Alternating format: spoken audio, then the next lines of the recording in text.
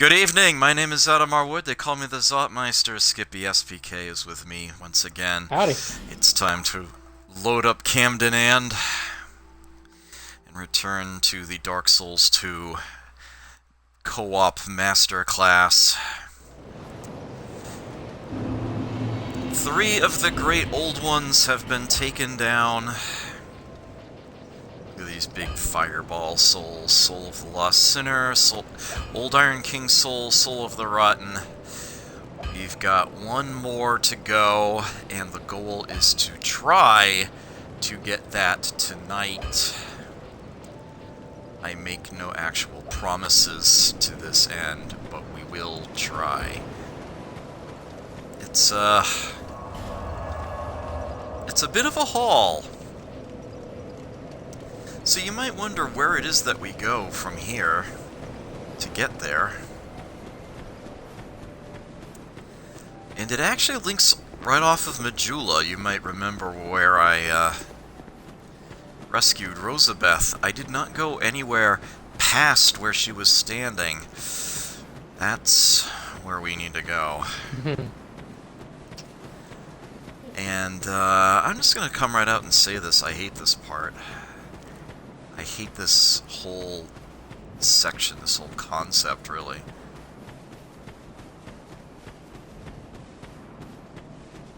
It's objectively obnoxious.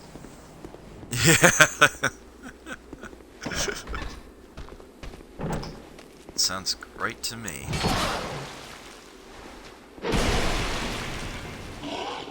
Aha! I shall step through the door.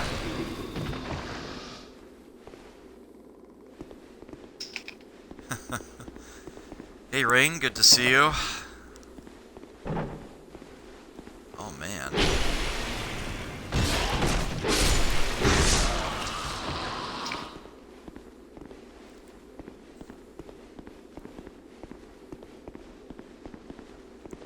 I do appreciate the support. So, you might remember that Rosabeth was blocked holding that handle. By blocked, I mean petrified. Literally petrifacted. And,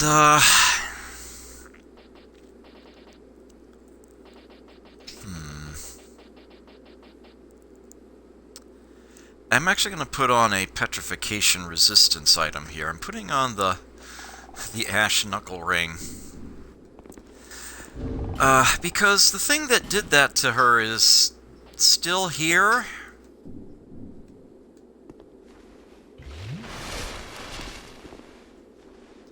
Right on the other side of this door. But yeah, pulling that handle does more than just open up that center door and bring out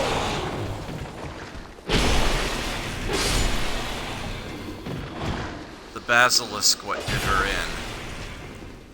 Because you see, there's an upper floor to where we're at. And when we pull that lever, it opens up all the doors up there. You can see one there. I wonder if I can point to it with the tip of the sword. Probably not.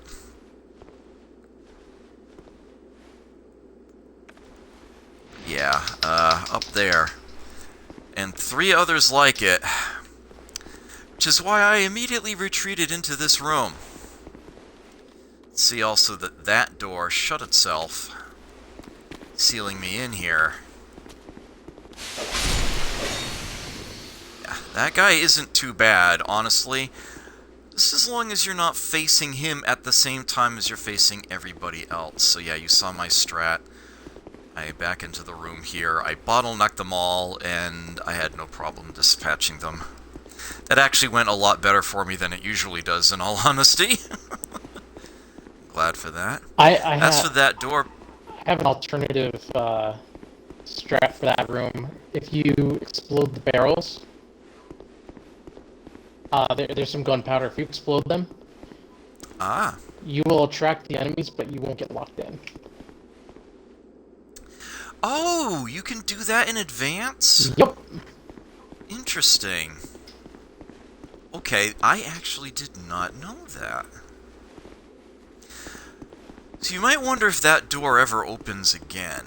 And, well, I believe it actually does, but it's also not going to matter for long because there is a bonfire just ahead.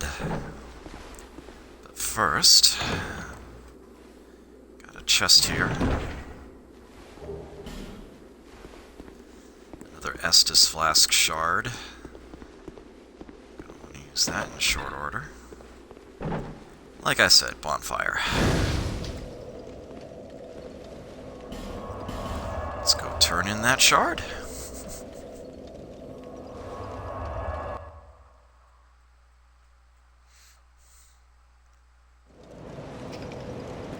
Is that a shard you found? Here, however.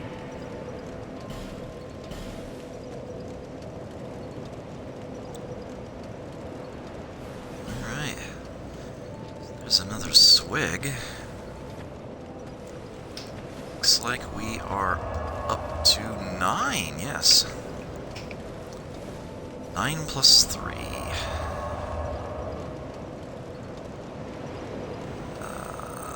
Old Akalar. Yes, this area is called the Shaded Woods, although you haven't actually seen that name pop up yet.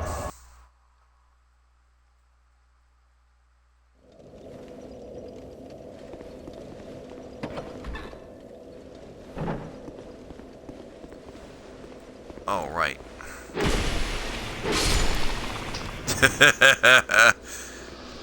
Jerk. So you can actually go into the other rooms up top here.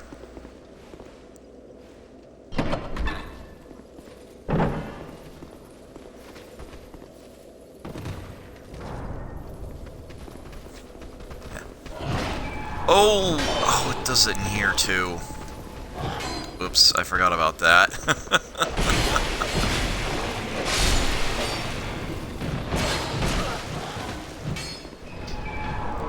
And those are poison clubs they're wielding. It's not just you.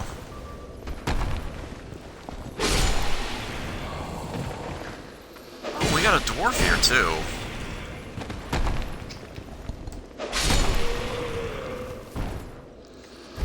Yeah, you got a stairwell in here to deke them with, so it's not so bad. But yeah, it does open that door. I can't pull that one again. Maybe that door doesn't open up again. Yeah, I actually thought it did. Oh yeah, I've been in my no bonfire playthroughs. I cannot, for the life of me, reopen those doors. I always have to homeward bone out. Ah.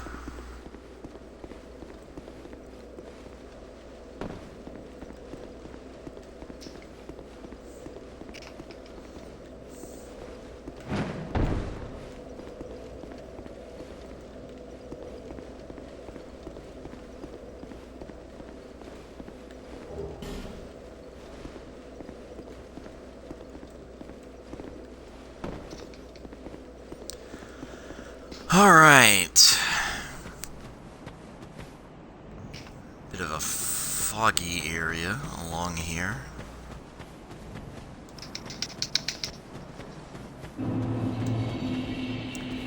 Now it says we're in the Shaded Woods. This is a nice linear path for a little while.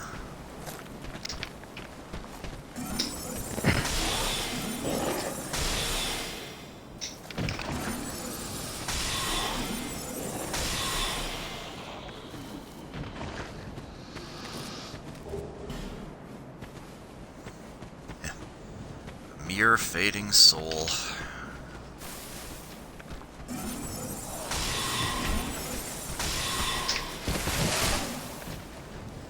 Yeah, they do have a ranged attack in the form of rocks they throw.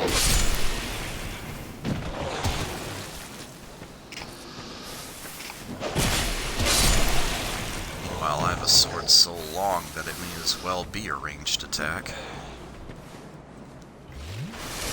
That said, though, I'll still take cover. So I'm ready to properly shoot back. I only needed the one. Oops. come up here.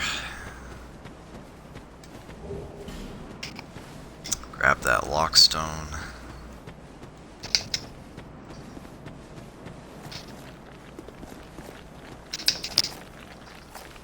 Oh, we have a congregation here. This is where I wish I had Soul Spear ready to go.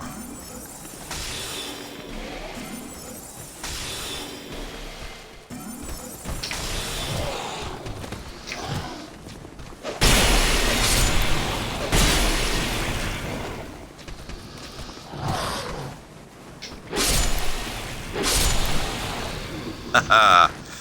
I love the washing pole.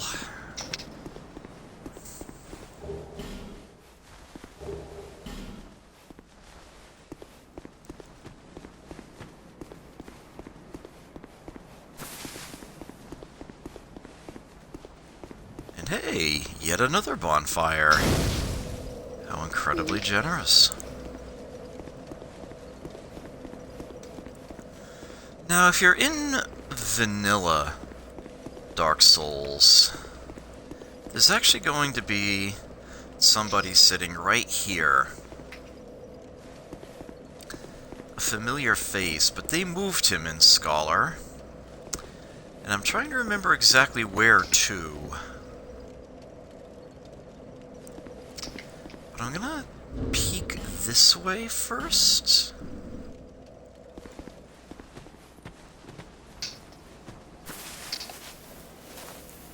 There's no item out that way.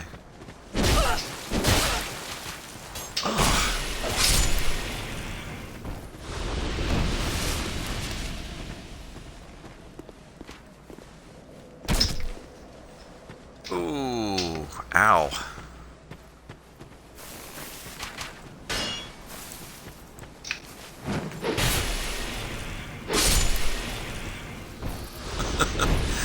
Skewer him to the tree.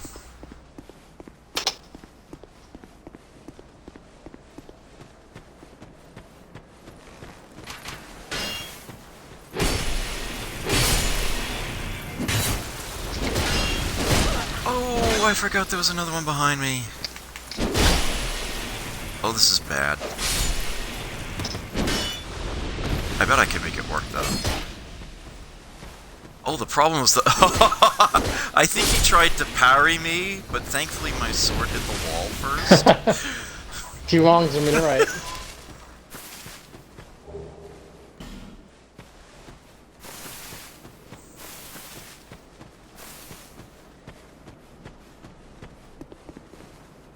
It's kind of fortunate there. Okay, that is not another player sitting out that way. That is an actual enemy. Yep, the damn phantom enemies are back. They're just as hard to see as the original Dark Souls, if not even more so. And you still can't lock onto them. For now. So you're just going to have to deal with them the harder way. Alright, looks like I gotta put my backup blade on already.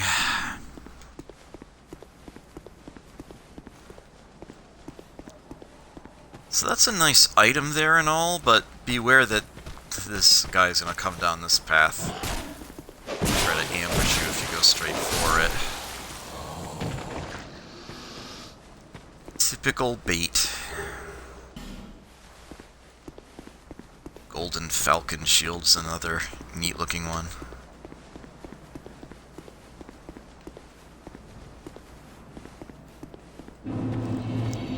Meet the Shrine of Winter. Now, if you were to come straight here from the beginning of the game, this door would be locked. There are two ways of opening it. Neither involves an actual... Really? Sheesh. Neither involves an actual key. Now, I actually can open it right now.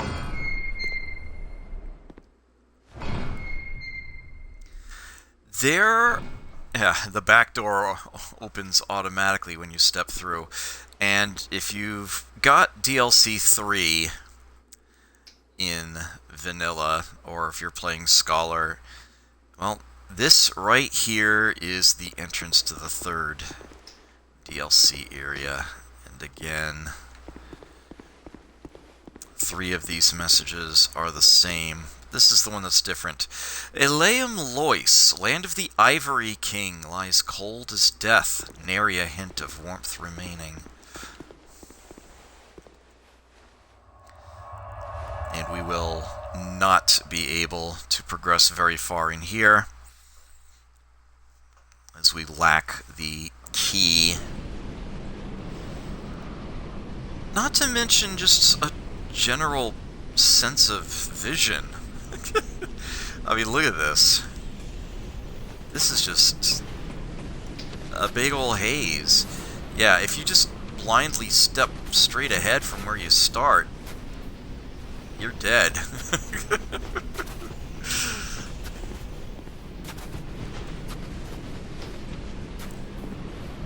Yeah, there is a route that you can follow, but it's not gonna get you far, and it's not gonna get you in.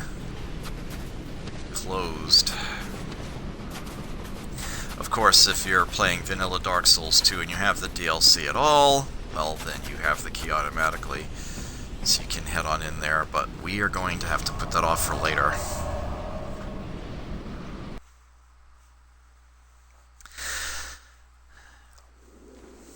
So, we were told to go see the king by the Emerald Herald.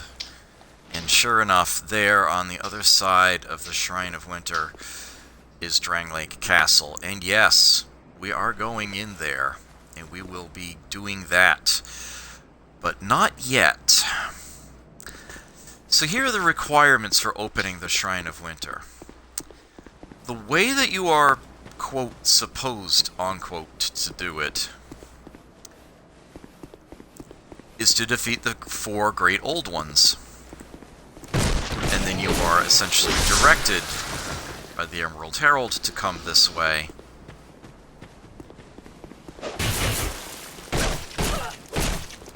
Oh, damn it. Yeah, this guy has a dagger as well as a crossbow, so he's actually kind of nasty for someone you can't lock onto. The fact that and he's switching. You run up a bit to dodge that arrow and heal. It's one of the nice things about having a wide-range weapon like the washing pole. It's a lot less likely to miss him.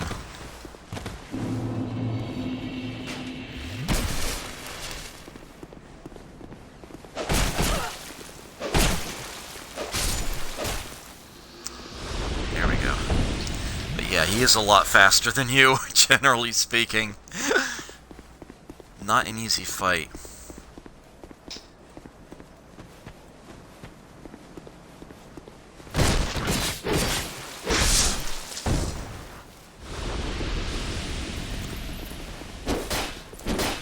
These guys animate really, really weird when they, It's not so much run as it is hustle.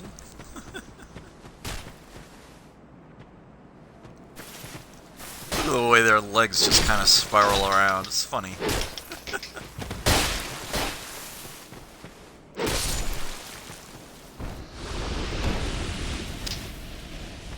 She got a piece of me. Picking up bits of the Falconer set here.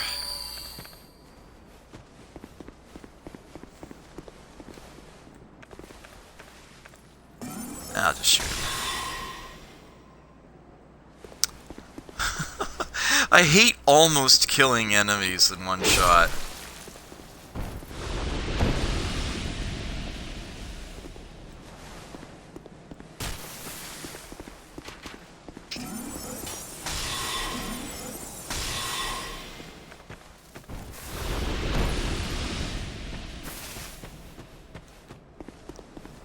Okay. So yes, if you have beaten the 4 Great Old Ones, whether you kept their souls or not, it doesn't matter. If you've beaten them in a playthrough, the Shrine of Winter can be opened.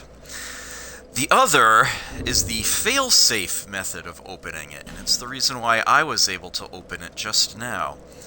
If your soul memory goes up from the start of the playthrough by 1,000,000 times the playthrough number, if there's a cap to this number, I don't know what it is, then the Shrine of Winter will be open automatically. So for a brand new game, if your soul memory is 1,000,000 or more, you can go through the Shrine of Winter. You don't need to beat the 4 Great Old Ones anymore. So I actually could just go that way and not try to take on the last Great Old One. But then wouldn't be much of a masterclass, would it? So we will be doing that. However, I'm also going to show you what's off in this direction first. A bunch of dogs, but yeah, you see they've got some kind of a cloud around them. They will actually give petrifaction attacks.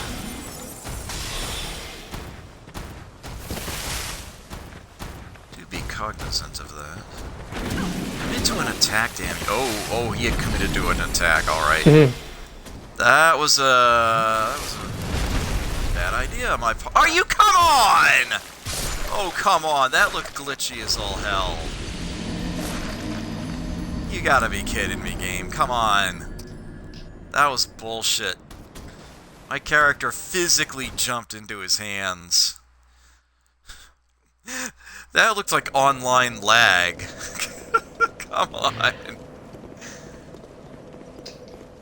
Well, at least that's an easy recovery. It's right over here. Right by the bonfire.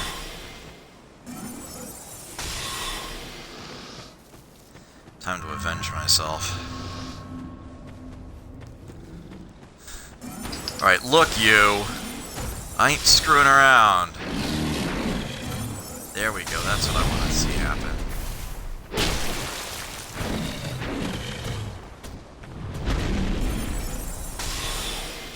He doesn't stay on the ground long when he does do that flop. Uh-oh. I don't know what was blocking my movement, but...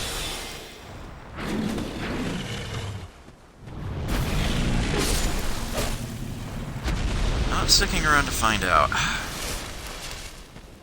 There we go. This looks like it's dangerous muck, but no, this is actually perfectly fine to stand in. There's your red tear stone ring. It's the same thing it does in the original.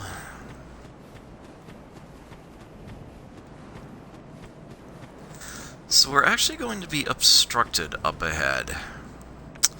And I don't mean by that night. So we can always just shoot him enough to break his poise and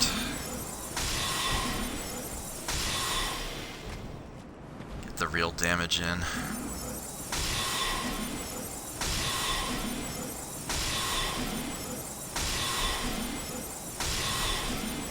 Might be wasteful, but I mean, we've also got nothing else to spend the spells on here, so why not? Right, Cyan's armor. So we get the message, produce the symbol of the king as we walk up to this door. And this door might look familiar to you. The way that this looks. Because there was a door just like it in the Forest of Fallen Giants. The same area where the chest with the Grand Lance in it was. And there's going to be yet another door just like this in the game, and it's in Drang Lake Castle, a ways ahead. In order to go through any of those doors, we need something that we don't have.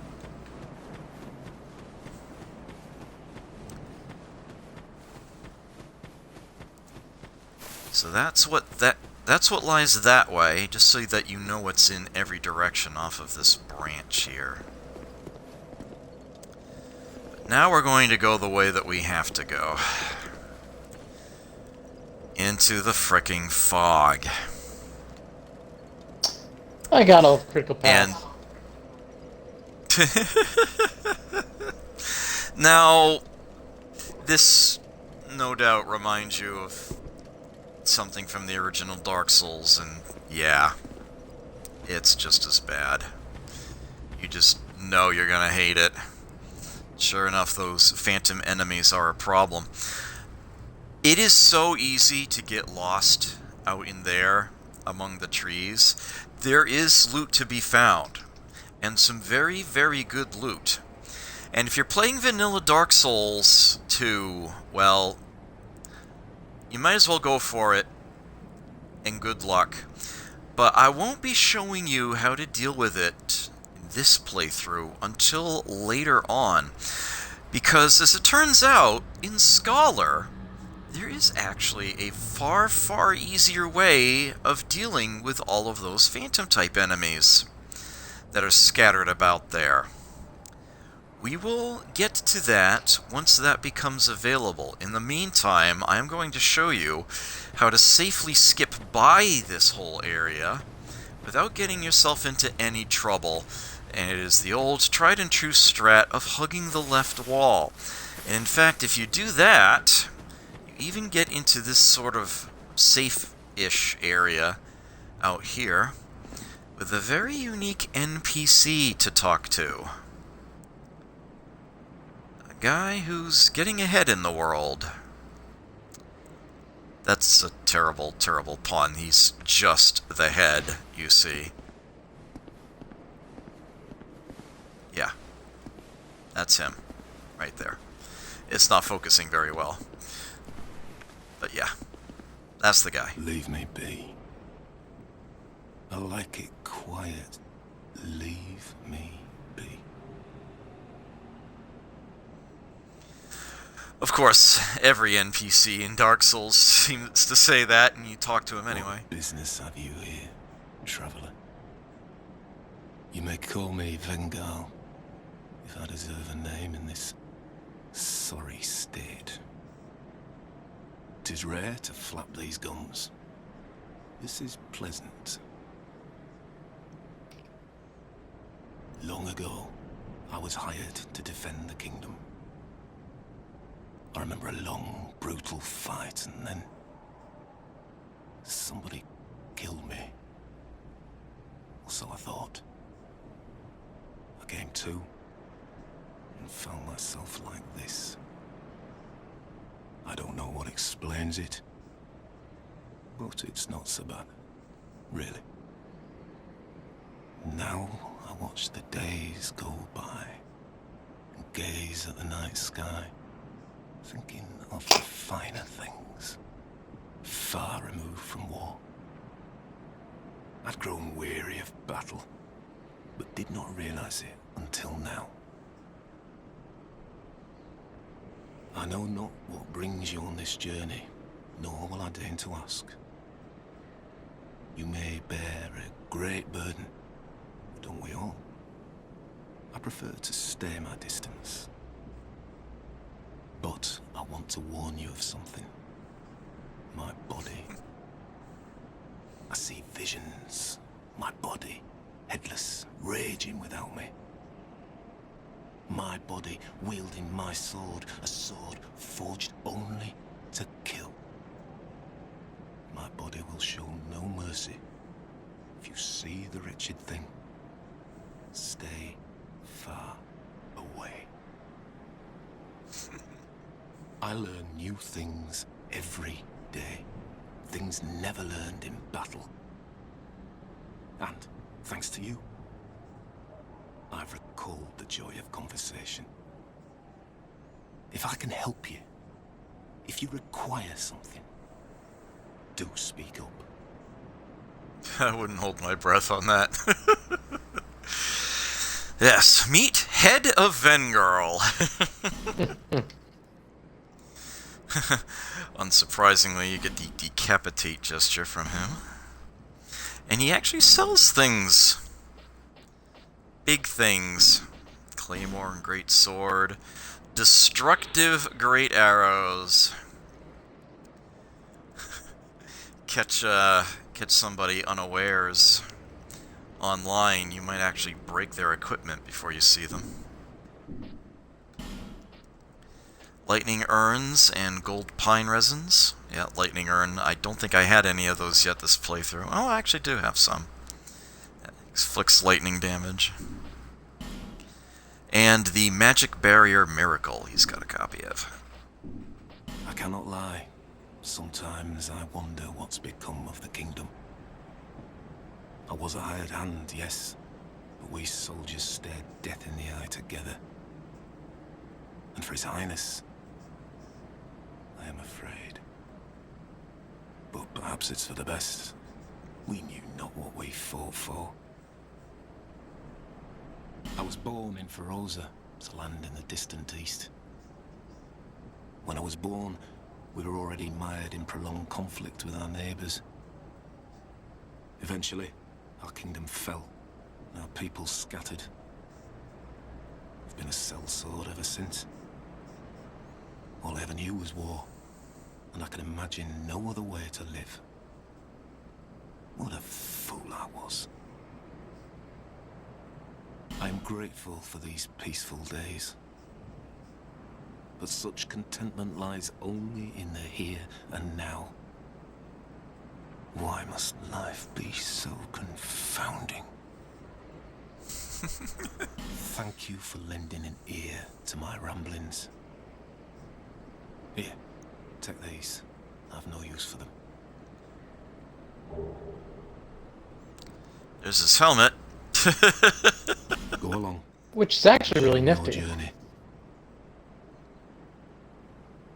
I cannot lie. Sometimes I wonder what's become of the kingdom. I was a hired hand, and for His hand, but perhaps Right, and now he's repeating himself. farewell. I will retire to my silence. Right. Yeah, Vengarl's helm is actually a pretty sturdy piece of work. It's not Havel's helm, but it is pretty close. And I believe it increases your vitality.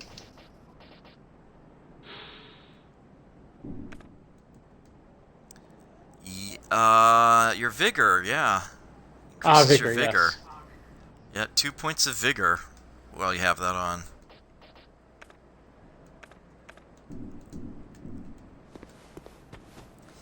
Again, hug the left wall on your way out. There'll actually be an item you can grab trivially as you do that.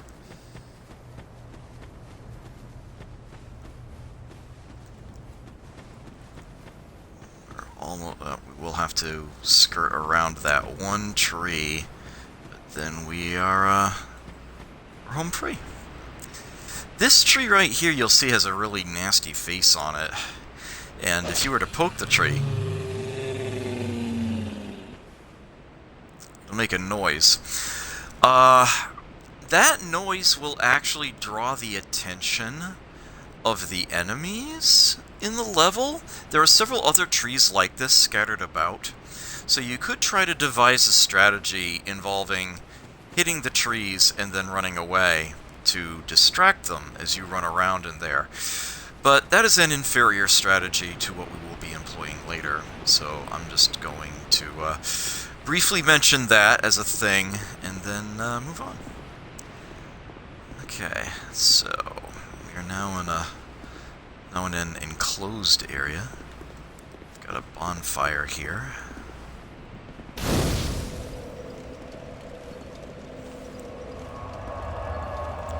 And now we've got some actual work we can do. I'm gonna head up here and take a quick peek. I've got an item up here we can grab. And this won't be a thing in vanilla, but in Scholar, we've got more of those phantoms around here. Might want to get the drop on him. Literally.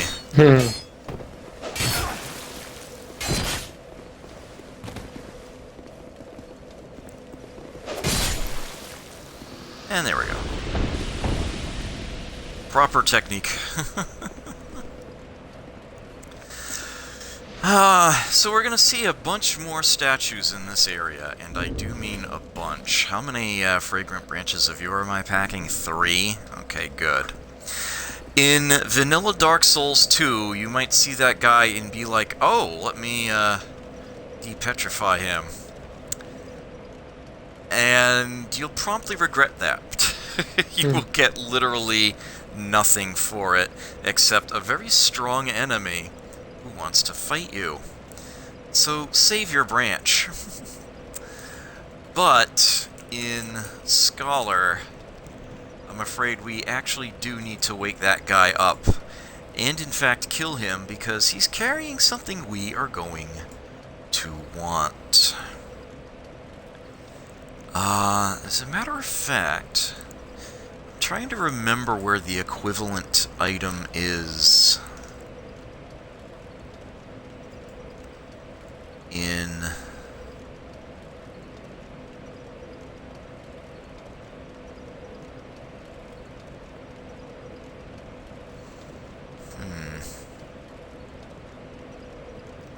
Oh, has it always been that guy? Did I just misremember where I got it the first time? No, it hasn't. Yeah, so I'm trying. This guy is carrying a key, and in Scholar anyway. And I'm trying to remember if it's somewhere else in Vanilla or not. I want to say it is, but I might be wrong. I honestly don't remember where it actually is sitting. If I am wrong about that. We can go down from here. Little room. The chest. 10 magic bolts. We can get a view out here. Yeah, there are those damn curse jars. That is why we need iron arrows. I told you there's an area we're going to need a whole bunch of iron arrows. This is that area. That is by far the easiest way of dealing with those curse jars. Although, I suppose, what item was that? The Fang Key? The massive amount of curse protection. The Black Witch's Hood. Ah, yes, the Black Witch Veil, right, now that we have that. Yeah. I suppose we could actually just put that on. Oh, enjoy it. It's very nice. And just be like, cursing whatever. Of course, if I have that on, then I don't have the Black Hood on. So, take your pick. But yeah, that is a perfectly viable option. So before I go any further out that way, and yes, I know there's a treasure chest right there, and you're probably waiting to see what's in it, I actually want to go this way. See that bridge down there? Yeah, the only way across is to jump. And I know I hate jumping, but it is what it is. This is the way we came in. It's not an easy thing to figure out how to, like, best get to. You know, if you come down here, there's suddenly no opening. So you're like, well, what do I do? Do I actually jump onto it from, like, up here? Well, yes, actually, that is exactly what you do. Try jumping. And in fact, there is something underneath here.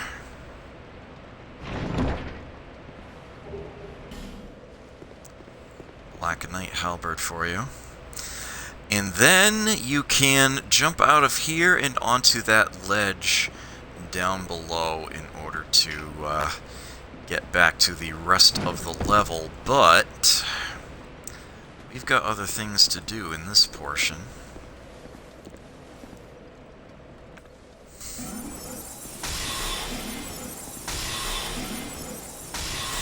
The enemies in this area have been, shall we say, tweaked in Scholar compared to Vanilla. It's pretty much an entirely distinct set of opponents. But one in particular warrants a special note. We'll get to them in a moment.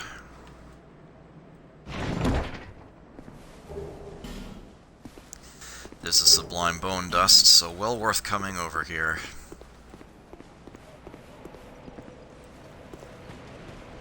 Now, this guy right here is technically optional. I don't think you have to depetrify this guy in order to go everywhere you need to go in this level, and I should probably save the Fragrant Branch. But I'm going to do this anyway, so that you can see what it is that you're up against when you have to deal with one of these guys. He will be oh, hi! There's a moth up there. Right, so these guys fight with axes, and as you can see, they deal a lot of damage. And they've even got a bit of curse on them somehow. And you can see that my spells are doing, well, less damage than I would want them to, simply put. I believe they actually can be backstabbed, but actually getting into that position is rough. Yeah, you'll definitely deal a lot more damage to them physically than you will with spells. Here's another one of those moths that they hid overhead in Scholar only.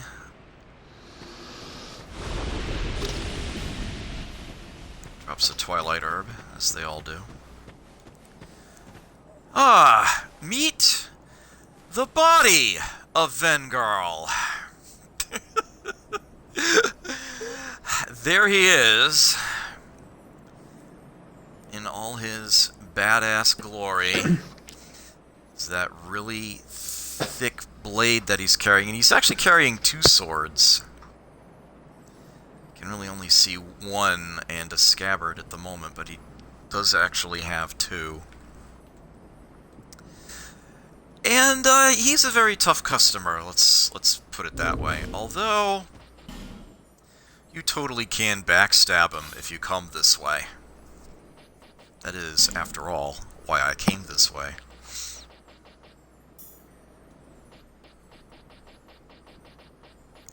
I should note that in Vanilla Dark Souls 2, the body of Vengarl is not here. His location is decidedly further ahead. I will point it out when we get there. And it's a very unpleasant surprise when you run across him, frankly. But, yeah, in Scholar, this is where he is sitting. Yeah, in Vanilla, there's just another one of those lion warriors sitting in here. Although it's a golden one. One that's stronger than the average, so good luck with that. This is probably a good place to invite Skippy in, if he's so inclined. Yeah, let me... I'm at a bonfire right now, so let me just hop on over. Alright, I just popped an effigy, and I can get the name engraved ring on real quick.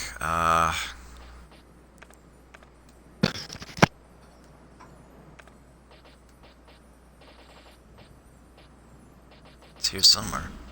Alright. I can hear his theme music. He's around here somewhere.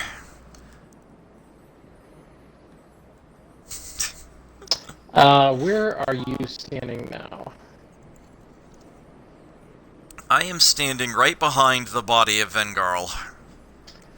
Oh, would you mind I have coming not out... quite turned the corner. Would you mind coming out a smidge, past... I unlocked the... I unlocked that from the other side, if you catch my drift. Oh, I see. Okay. Oh, you just have to take a few steps the other direction. That shouldn't be too bad. Yeah, you can. You don't have to go through the statue yourself. You can just Yeah. put the sign down out here. Okay. Yeah, again, you don't have to spend that fragrant branch there, but being able to show off the body of Vengal from behind is well worth it for the purposes of this stream. Oh yeah, no, I couldn't remember which way he was, and I chose poorly. Let's put it that way. Okay, Yeah. naming grave ring is on. Putting down a white big soapstone sign. Sure, it's a large enough area. I am going to have to revisit Majula at one point, but it doesn't have to be yet. Or did I? Oh, I actually did. Okay, never mind.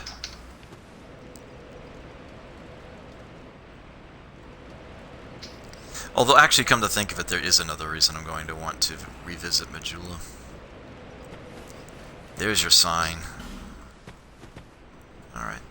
Actually, while I have the wiki open, there's one thing I should look up real quick as a memory refresher.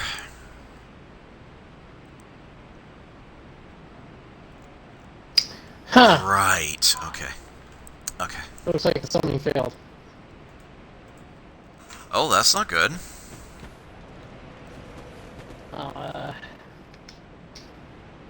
I'm gonna cancel it, and I'm gonna put it back down again.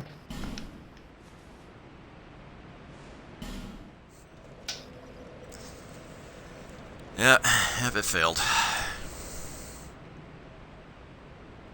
Okay, sign is back down. Right. Should respawn in just a few seconds, hopefully.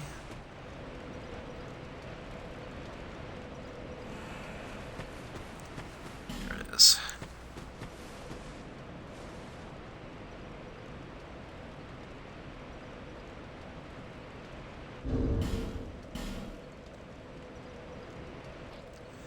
One thing that I collected at one point but didn't point out, I actually do have the Hawk Ring now to extend the range of arrows. And again, arrows do weaken in the amount of damage they deal beyond a certain point, so increasing the range of the arrows will often increase their damage.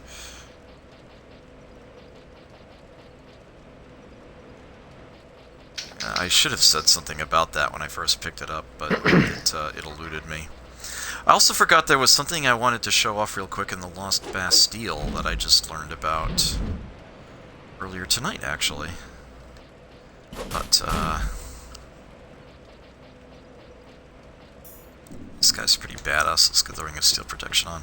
Alright, so I am going to try to backstab him.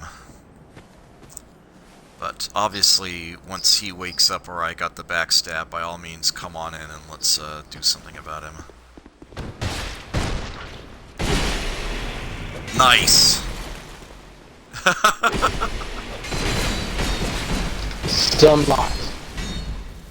Nice work! Oh, that was super good. I fucking love Stone Ring. And there's the rest of Vengarl's set, armor, gloves, and boots. Very nicely done. Yes, the weapon that Skippy is using there, pretty badass. That will be in our possession later tonight. So as you can see, there's another statue at this end. So, yeah, it's like one way or the other, you are going to have to break down a statue in Scholar in order to get to the body of Vengarl. Hooah! Okay.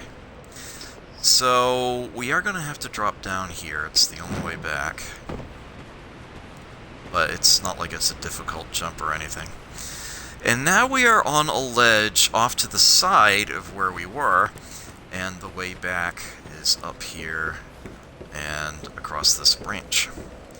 So that is linking the dots back up for you. But yeah, we're going to have to wake this asshole up.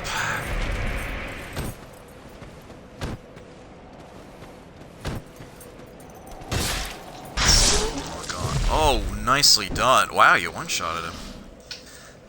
Yes, he drops the Fang key, and we will be using that in relatively short order. So let's come this way. As you can see, there's something out that way.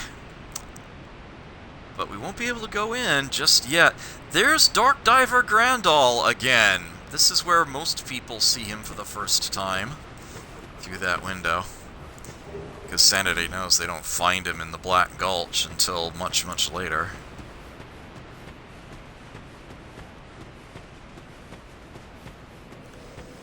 Alright, so we can now go across here.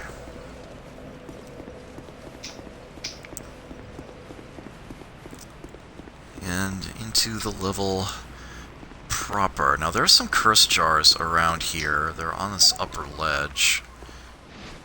Whatever approach you want to take to deal with them. No, nice. Yeah, you can shoot that one out. And now we have, unfortunately, a nice wide open area. I'm gonna go this way first. This whole area looks quite different, frankly, in vanilla. So we've got a statue blocking a chest. That's pretty straightforward. I only have one fragrant branch of yore left. I'm going to wait to use it on that one. I forget if that chest has another branch in it. It does but not. I know that another statue over that way actually is blocking up another branch. So I want to make sure I save it for that. Oh dear, oh dear. Oh, I'm going to regret that. Oh, where was that? It's overhead, we have right? an enemy. Oh. Right, they put more of those freaking phantoms in here in Scholar, didn't they? I'm actually getting cursed left and right here. Alright. Here we go. This corner's safe. It's probably just as well, so you can show people where you are at risk, where you're standing, if you aren't packing curse protection. Yeah, so there's a whole bunch of barrels down here that Skippy has trashed, and yeah, that will actually hit you. That is another curse jar. That can actually affect you when you're on the floor above it. They have a full 3-dimensional radius around them. There's another lockstone. I'm just going to use a human effigy. Oh, I can heal you. Okay. So, now we have another wide open area with a rather distinctive looking individual who looks more than a little down in the dumps, apart from being like, you know, a giant scorpion. You might be like, oh, I'd better attack him from up here where it's safe. I do not recommend that. This is an NPC. You can talk to him. Don't be so freaking racist. Oh, there's a Yeah. crystal lizard that I took care of. Ah, very nice. I'm glad that you ran ahead and got him. I appreciate that. Saves me having to dash in at him while I'm giving instruction.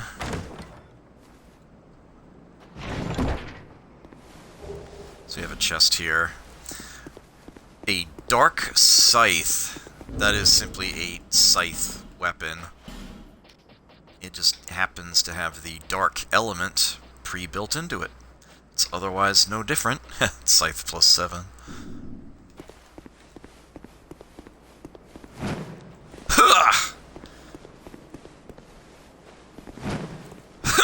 There we go.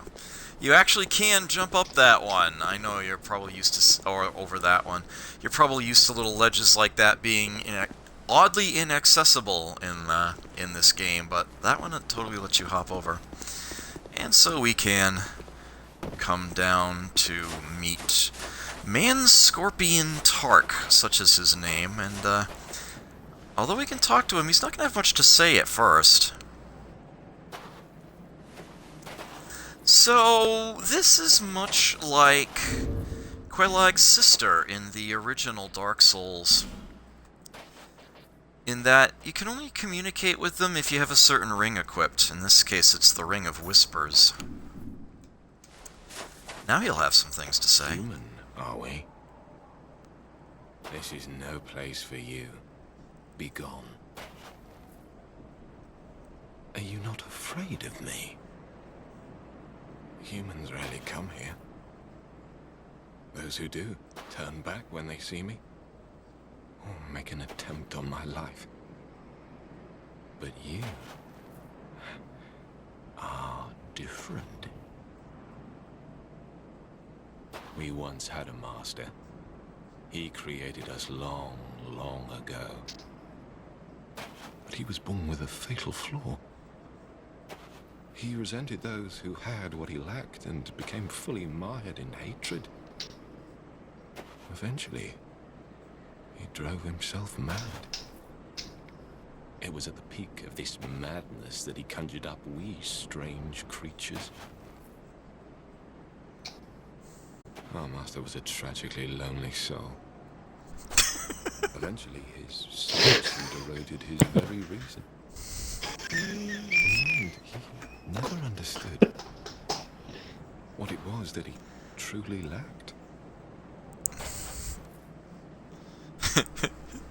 You are the Ethan to my Mark, Skippy. Nobody knows when we were born, or where our master has gone. The only ones who even speak a human tongue are myself and my better half. I wish to ask a favor of you. I want you to kill my betrothed. Once, I always found her at my side. But as time went on, things went awry. She became violent, raging uncontrollably. Eventually, she came after me. We have been locked in combat ever since. We seem to be at a standstill. The wounds we exchange are never lethal. I was born of my master's madness. Perhaps this is some curse. I will be sure to assist you in return. The past is a distant fog. My name was Targ. That is all that I remember. The past, my name... And we have just made it so that we can summon his assistance in the next mid-boss fight. He's no So slouch. if we come down here... Yeah, that's where the body of Vengirl was, in there. So we have linked up to the other side. There is no reason to depetrify both of those statues. One was enough. And now we can... Oh, that's not going to work, is it? Oh. Now we can double back.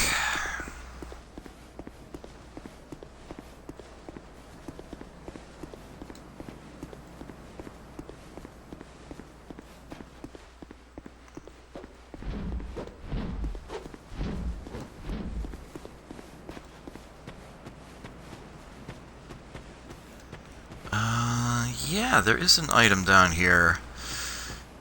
And there's also another phantom enemy. He wakes up as soon as we grab the item.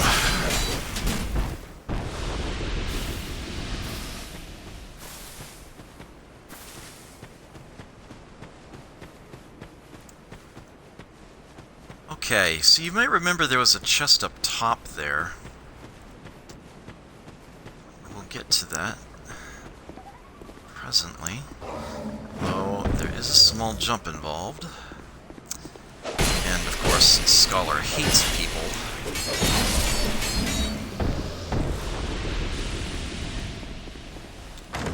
Here we go. Titanite chunk, petrified dragon bone. Huzzah. This area here is super different in vanilla. There is an enormous basilisk. right here. I mean, like, insanely huge. Yeah, he's not present here at all in Scholar. Instead, we have this whole weird labyrinthine area.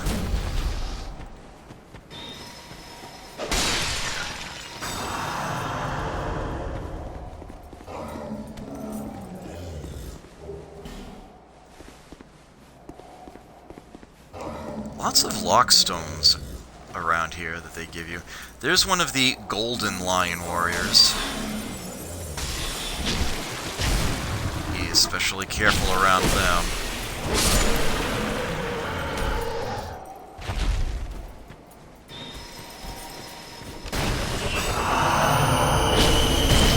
My timing could have been a little bit better on that heal.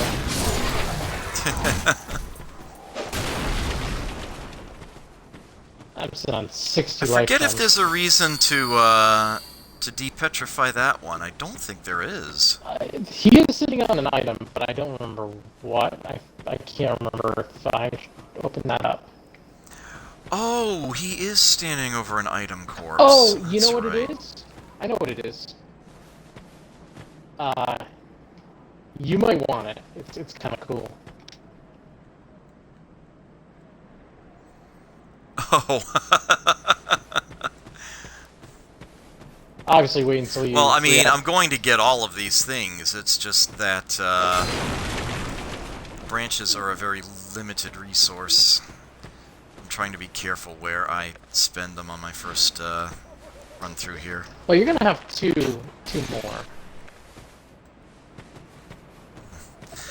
Okay, so I'm gonna tell you right now. Well, first off, yeah, he's got a phantom to deal with there. Watch your step out here. You see how this entire area is suddenly all dirt and no grass? And you see how there are, like, wooden planks ahead and some crumbly-looking bits of dust? Also, my washing pole is about to break. I need to switch back to my spare weapon. If you were to walk across that... Well, maybe I can trigger it without actually falling in. There we go. Yeah. And, what lies down there, in little pathways off to the side, are a whole bunch of basilisks. So, unless you're an agglomatophiliac, I strongly suggest you don't go down that way.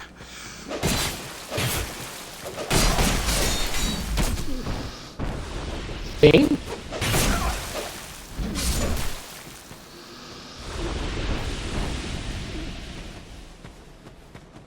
Think I can make the jump from here?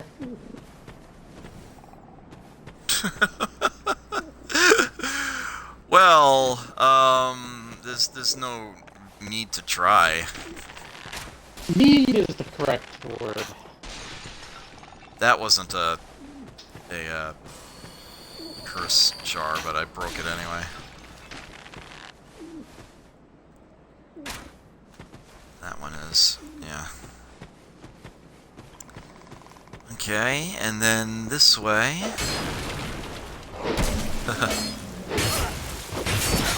Someone waiting to ambush you behind that barrel. Which is why I tried to poke through it. So this is one that you can... Oh! I forgot about the basilisk, thank you. Here's one that I am perfectly fine using a branch on. Yeah, just be careful, there is a curse jar behind him, and while you're going through that whole animation, the curse is coming out. Okay, you got it. Because this chest has another fragrant branch of yore in it, you break even. Plus, the Lion Mage set. Robe, cuffs, and skirt. And I absolutely detest how they look. They oppose my sensibilities in Fashion Souls. But I will tell you this. They do something very, very useful. They have a small cast speed boost on them. Each individual piece.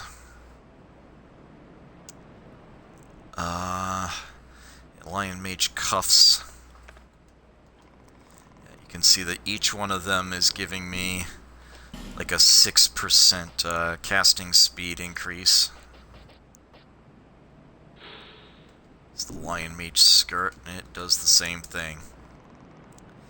And they all stack additively, so if you want to cast spells as quickly as is possible in the game, you will need to wear the full set of them. But I like armor that's useful in other ways, so I actually won't be doing that. So there is a summon sign between these. Bradley of the Old Guard, but I'll be waiting on that. The right-hand tower we can actually climb up. And this is where they moved that NPC to that you would otherwise meet just outside the fog area. It's Creighton again. Just wait, you dirty rat. I remember you. Don't you scare me like that. I thought you were him. That bastard with the ring lives in Brightstone Cove down the way. I'm gonna find him and settle the score. Nobody insults me like that. For the good of the world and for my own honour. I won't let that bastard live another day.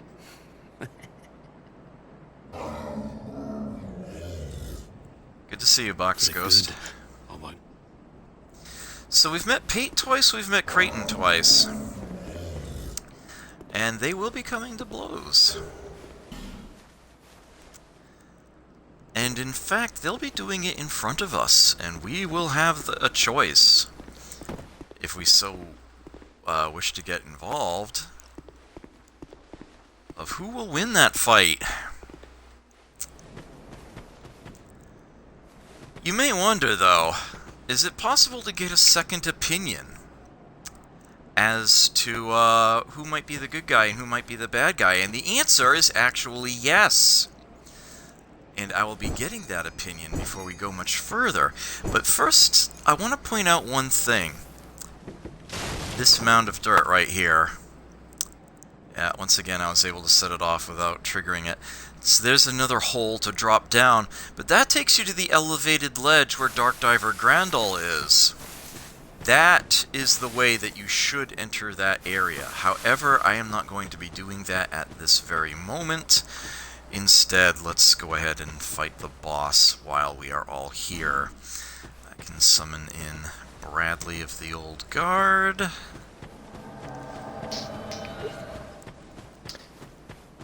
And up ahead, up this hill, in this sort of antechamber area here,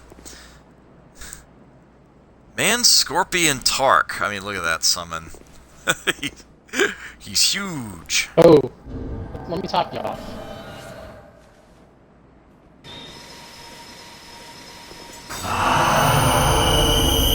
Thank you. I appreciate that. All right.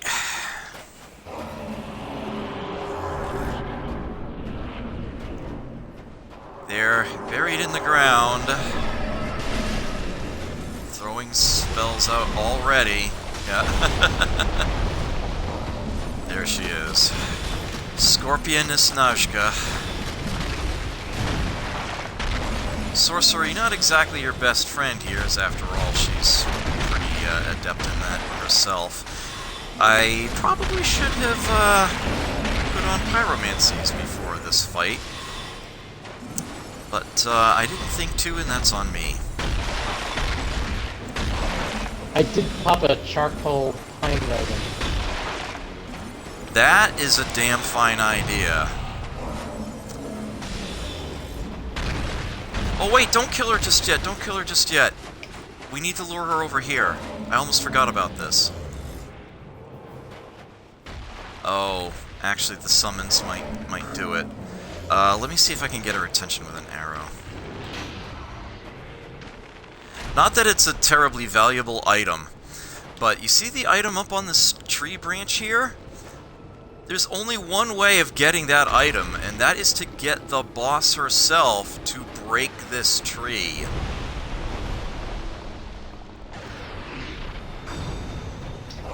And I always have the tendency to forget it until like the last moment, but I think our summons are actually going to Well, you might look out. Come on, break the tree real quick. Come on, break it! Break it! No, don't use spells. Break the tree. Oh, she hit me with toxic. She just taunted me. Oh no, did she die right after I did? She did.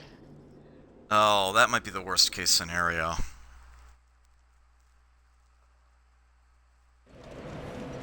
Oh, I actually don't know how the game is going to respond to that. Stifled laughter is my bet. The game is just that nice.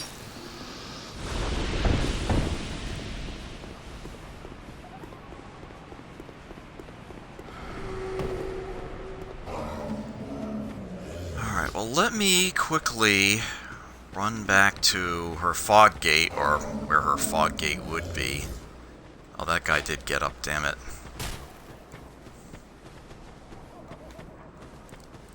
And we'll see what the situation is.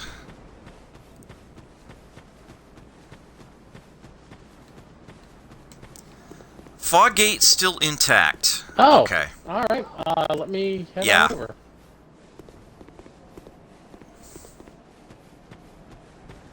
Hang tight.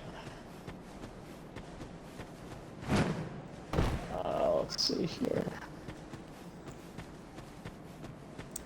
Box Ghost, any question that you have regarding this game, if it doesn't refer to the area that we are in right now? Yeah, we have a no spoiler tag set for a reason.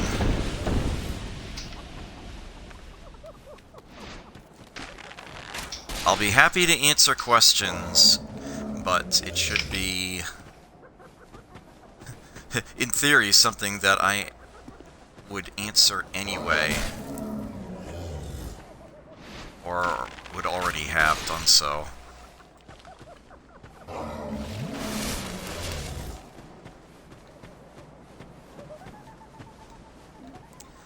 Okay. So this is,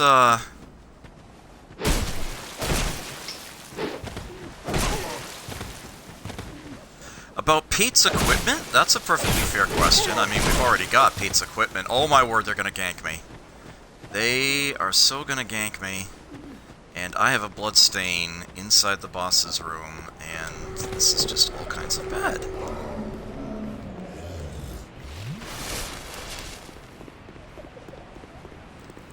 Yeah, Pate gave us his equipment already.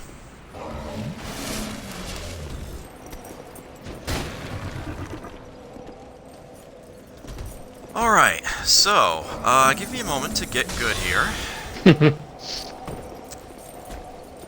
Yeah, trying to use sorcery in this area is just not the best option.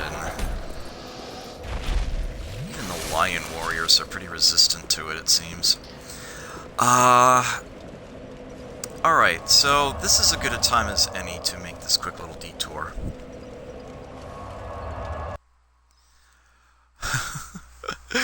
That's a funny question. To the best of my knowledge, no. Nobody in the game is like that. So it turns out that there is somebody else. There is an NPC who knows a little bit about one of these two characters.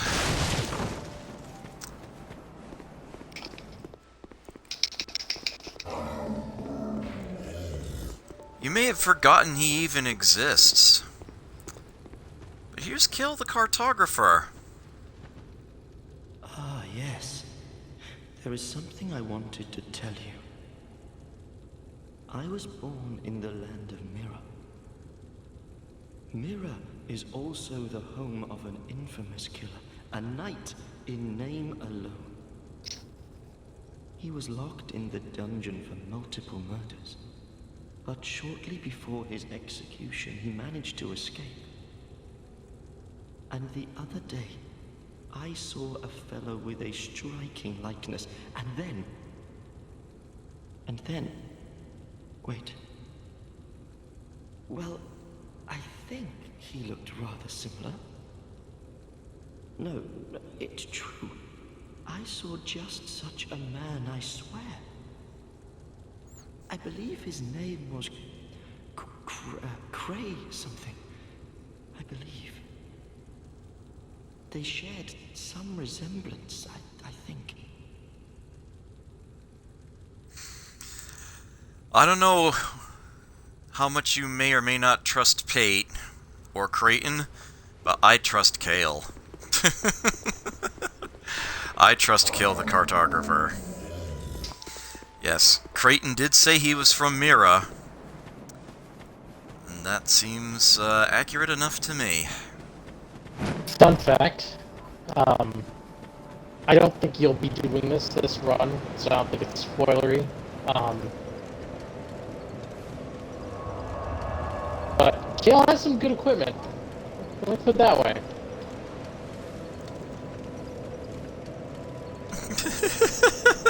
Yeah, the thing you need to do to get Kale's gift is like way out there. Every NPC is a gift to give you, and Kale the cartographer is no exception. But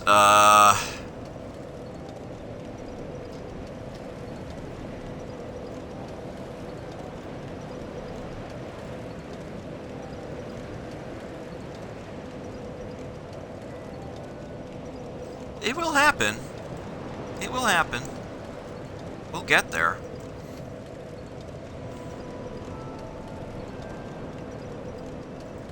You basically just need to go back to him after you've almost beaten the game.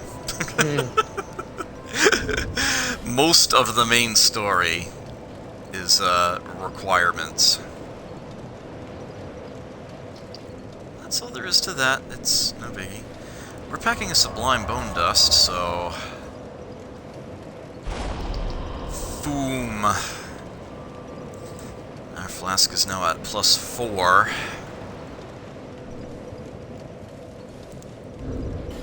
With 9 swigs.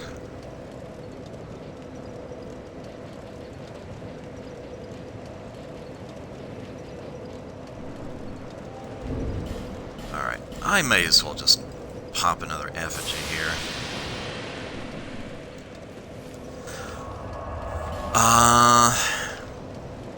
Let's go to... Yeah, the Shaded Ruins bonfire is the one underneath that ramp there. I am going to try the boss again. I'm not going to summon in Bradley this time, I'm just going to summon in Tark. How about Skippy?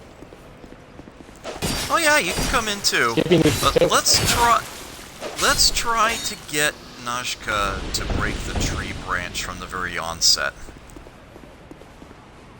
Let's try to get her to do that early, and then we won't have to worry about it again. Alright, I will refrain from going into overdrive.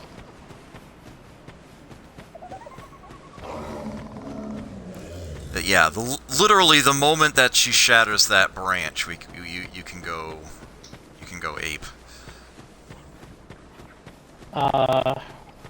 Oh, give me a sec to get to where you are. Set the bolt.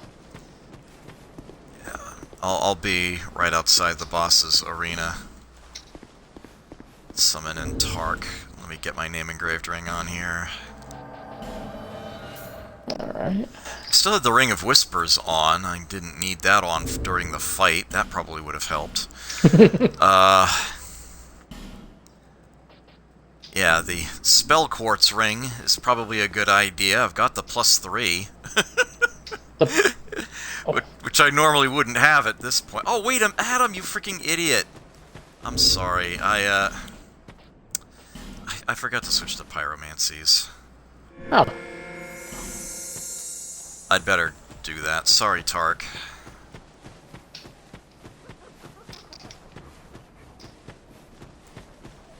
Yeah, it's sorcery, not the right option for this fight.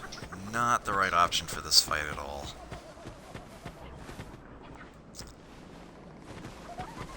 Looks. What? Alright, that's... Not again. Not again.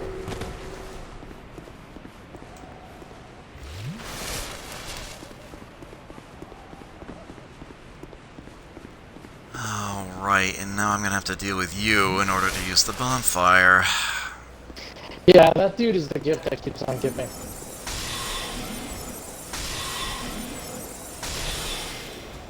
Yeah, you can see how little damage I'm doing with my sorceries here. I should have switched to pyromancy some time ago.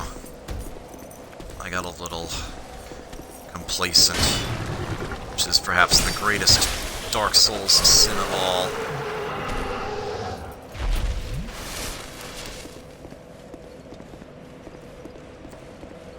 Alright, I'm gonna fast forward correctly this time. And Sanity knows we got a lot of big fun pyromancies, like Lingering Flame and Flame Swath. Although one thing to keep in mind about some of these pyromancies is that to attune them, they actually take up more than one slot. Hexes have to deal with that too.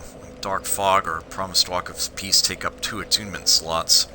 Lingering Flame takes up 2 attunement slots.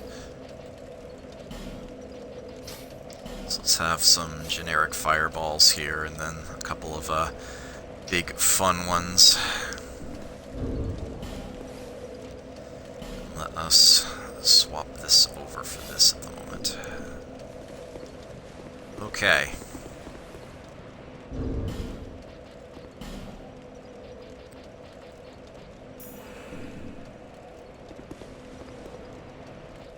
Huh. Random.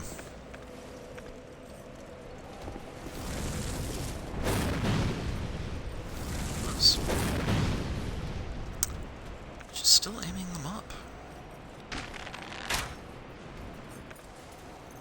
Weird. Oh well, I guess we'll just do this. Oh, bad, all the bad. I can't believe the guy behind me was... Yeah, gift that keeps on giving, indeed. Ugh. Against these guys, the fireball isn't much better than the sorceries. If anything, it seems to be slightly worse. Don't fall, okay.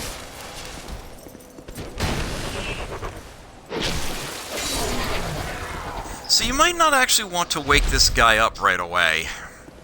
This is probably a rather hard knock way of showing that you shouldn't. But the key that he dropped, we will actually be using in short order.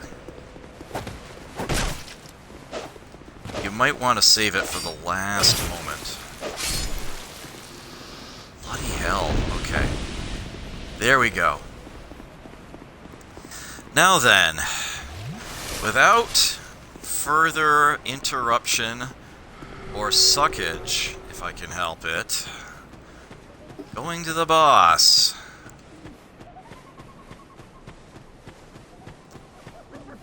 We'll ignore Bradley.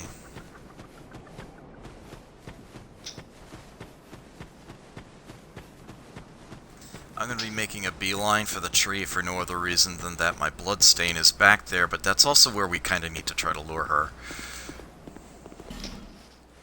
Alright, Tark has been summoned in. Let me get the name engraved ring on. My sign is definitely down. Excellent. Got it. Okay. And, let's actually put on the spell quartz ring. There we go. And heck, a poison bite ring could help since toxic is totally a thing. She inflicts. She is poisonous. Alright, that's that.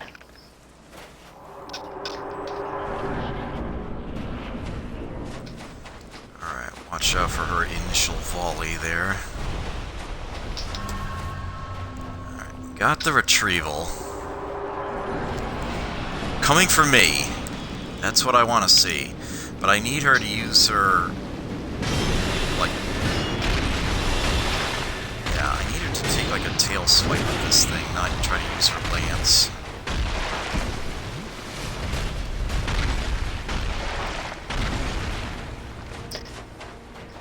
Come on, Nashka, break the jam tree already.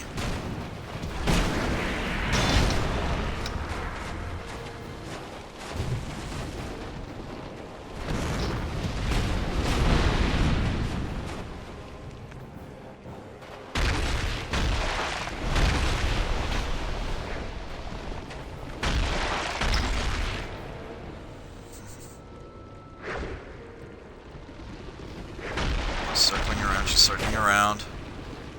Come on, come on. Come on. There's a oh. Hey, you're plucking me in, yeah. There's a floor that you can stand on and be safe from her emerging.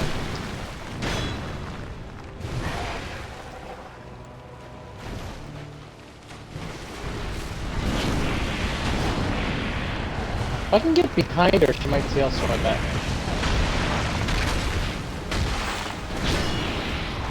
I'm trying to get her to do it now. I'm trying to hit her when she turns her back to me, but she's just not doing it. Come on. Alright, tail swipe. No, she's stunned.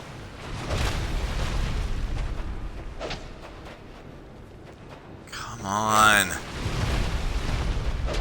Come on, tail swipe already. Bloody hell, she's just not doing it. I mean, good old, like, Manscorpion could tark MVP right now. Yeah.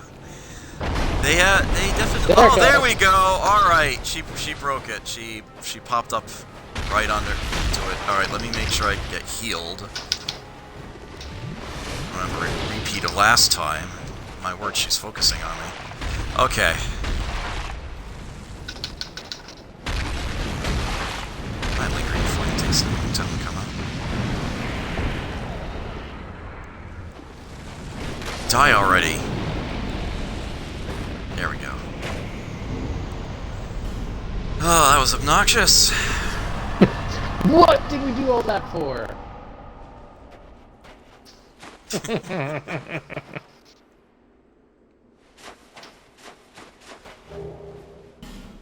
A sunlight medal.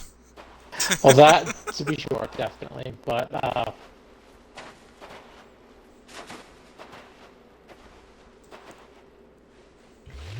No, I mean, that's what's actually in the tree branch. oh, I thought it was a flame butterfly. Nope. It's a sunlight medal. Oh, shit. But that's actually important. If you're not going online. That is how you join the Sun Bros. Without, The faith.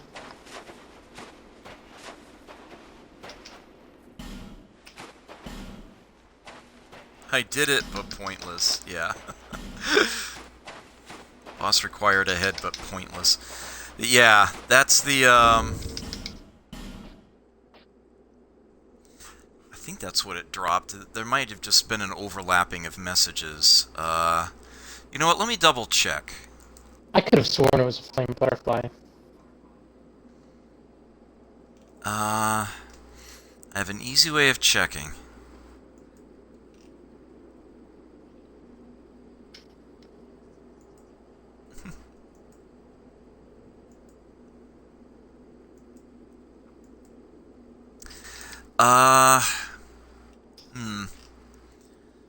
Looks like a wiki says it's a flame butterfly. Well, it might simply have been that the sunlight metal message popped up at the same time as I checked the corpse. That can happen.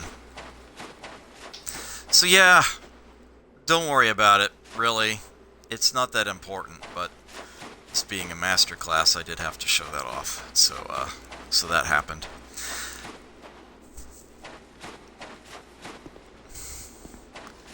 Okay, so that's the way forward into the next area. I could go this way now, at least as far as the bonfire. It looks like there might be a secret hidden in one of these many alcoves, but there actually isn't. Trust me, I've checked them all multiple times.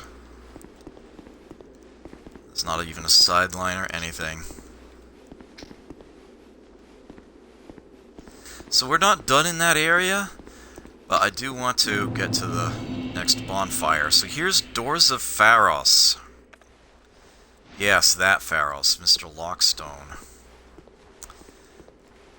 Not a terribly large area, but a telling one. I've got these Mastodon opponents here. Do be careful hanging out around in here because there's some water on the ground.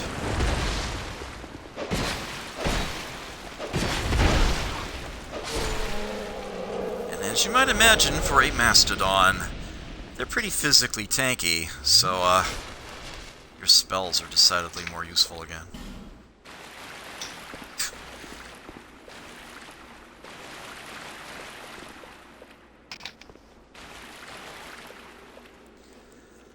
Oh, and here we have a Gurm warrior. No, that's not our good friend Gavlon. That is someone decked out like Gavlon, and that is an enemy type we'll be seeing quite a bit of around here.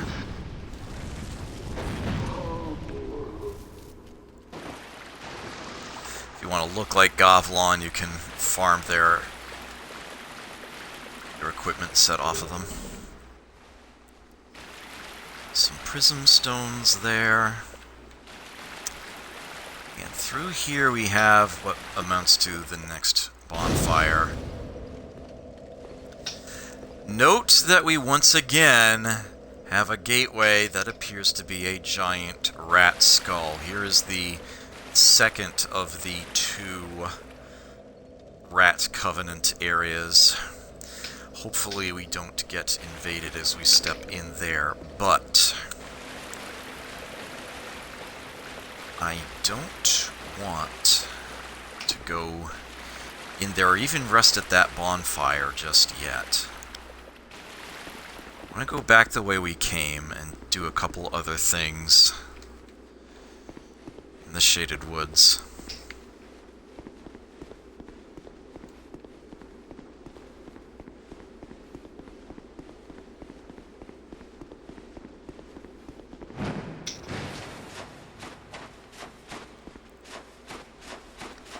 After all, Man-Scorpion Tark said that he would reward us. We get the Ring of Whispers back on. I will need it again.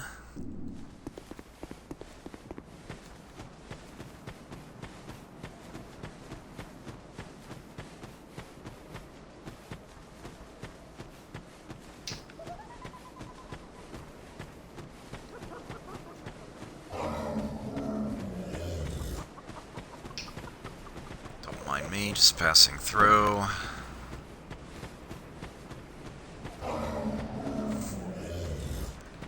Was I followed? No. Okay.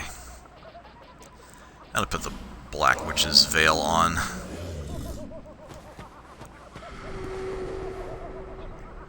Yeah, the meter doesn't even show up.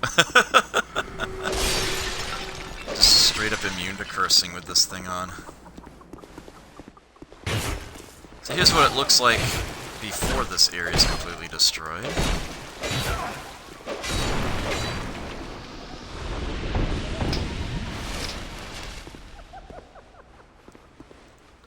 Item behind those barrels. Another curse jar.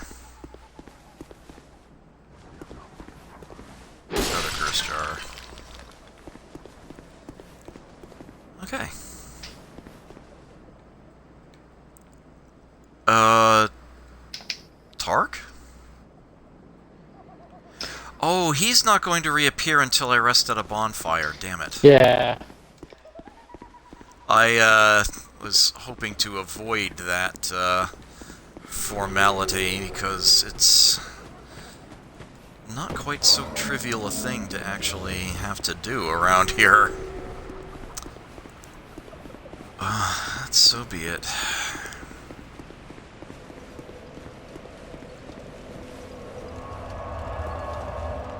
Do what we must. Actually, hold on. If I'm gonna be... Let's level up. Before I leave 53,000 souls somewhere behind. Yeah. Bearer of the mist. So I don't think I... yeah. Okay. Keep saying I need more int. I've actually got enough for 3 levels right now. Gain some natural curse resistance if I build up my attunement. Get even more out of adaptability.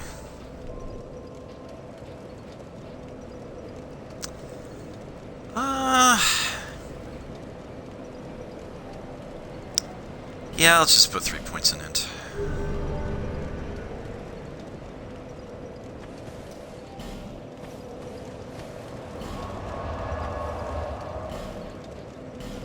Easy peasy.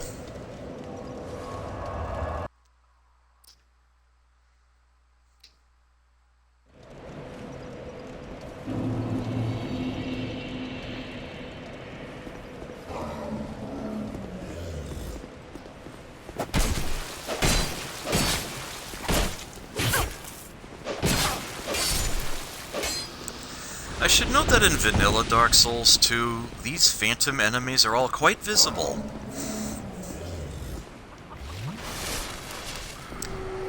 Only the ones inside the foggy forest itself are a problem.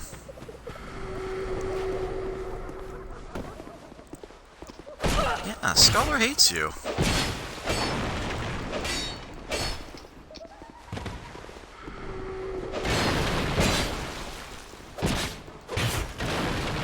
Ow, ow, ow, ow, ow! Son of a bitch, he almost got me. Not that I had much at risk, but still. There he is. Let's try this again. You've defeated my better half. This is my thanks. Take it. Fragrant branch of yore. Certainly useful to have around here in particular. I have no gods to pray to. But still, I pray that your journey will be safe.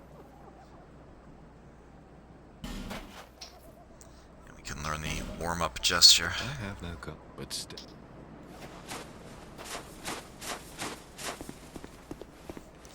There is an achievement for unlocking all the gestures, so that's perhaps one of the more obscure ones to find.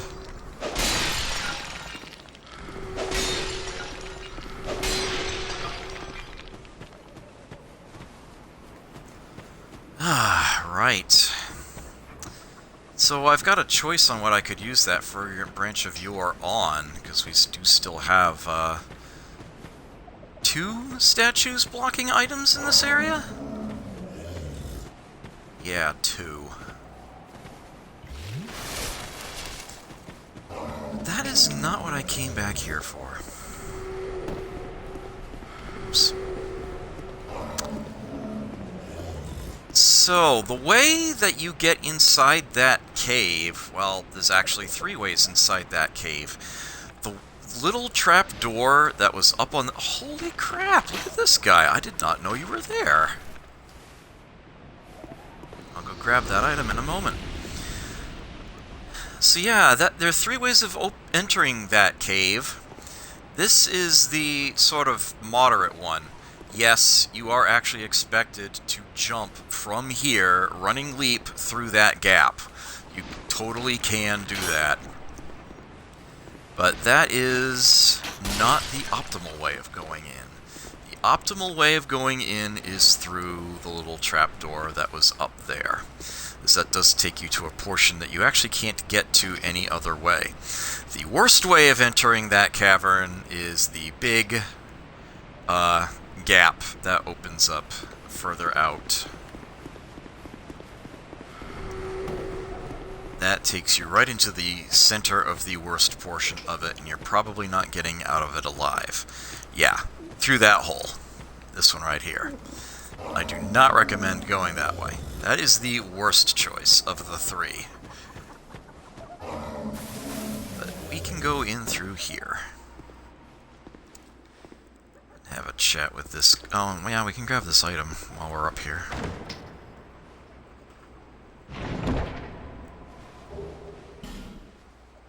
Homing soul mass. And we can have our second of 3 chats with Dark Driver Grandel. The third will be decidedly later on. Won't be this episode. Young undead, don't let this curse weigh upon you. We meet a second time. Perhaps you will yet traverse the dark. Young undead, if you truly seek the dark, then we will surely meet again. May we meet again, somewhere, sometime. May... Alright, let me get this back on here. Okay, these pools that you see around here are acidic. They don't deal any actual damage to your player. Instead, they melt your equipment very quickly.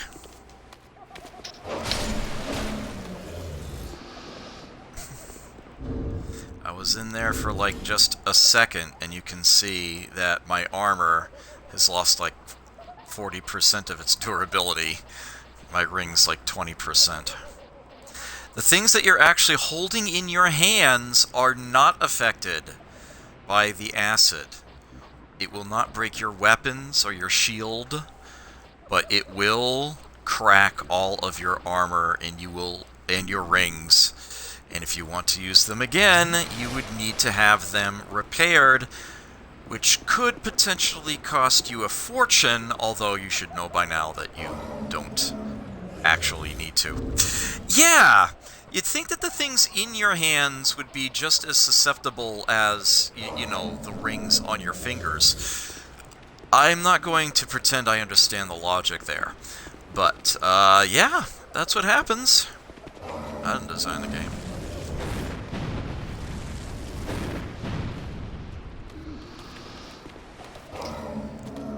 I can assure you there are more basilisks. I am going to try to burn each and every one of them here. I know there's at least one more. Should be 4 total, right? I think. Oh, the first one came out early. That's right. Yeah, okay. So we got them all. Twinkling Titanite on that side. You actually dropped something. The Fang key opens that door, and you might wonder what's behind it. I'll show you after I grab this item as a raw stone. Yeah, remember the harpies from the DLC area in the original Dark Souls? Well, there was one imprisoned in here, but, this is no, shall we say, vicious opponent. Thank you Hi. for helping me. I am Ornifex. I owe you some form of thanks, but have nothing for you at the moment. If it would not trouble you, could you visit my abode just down the way? Thank you, kind traveler. I believe that I can be of assistance if you would visit me at my home. Thank you. Alright.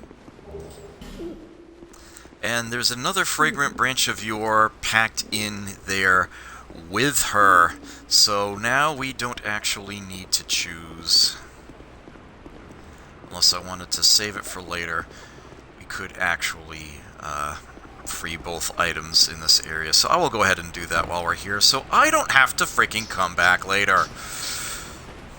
So I kind of hate this area. I'm sorry if I missed it, but did you grab the Twinkling Titanite? Yes, I did. Okay.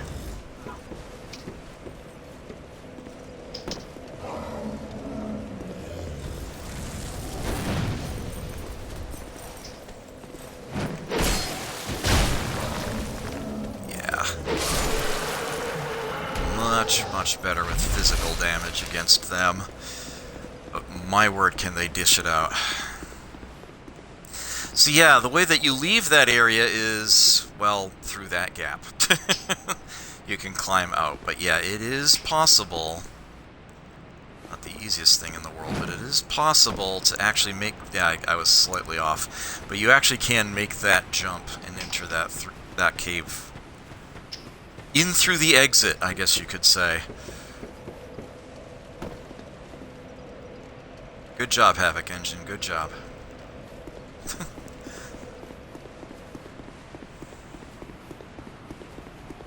Get down with your bad self.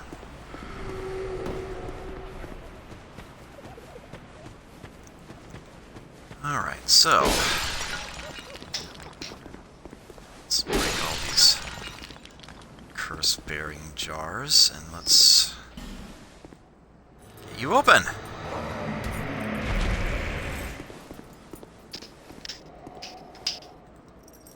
Let's see if I can get the backstab early. No.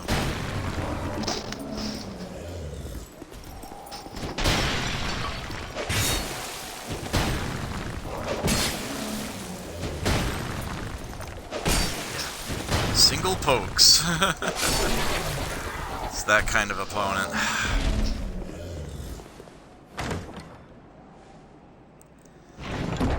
Sealed within is the repair spell. Along with 3 human effigies and 3 bleeding serums. Good stuff. Good stuff.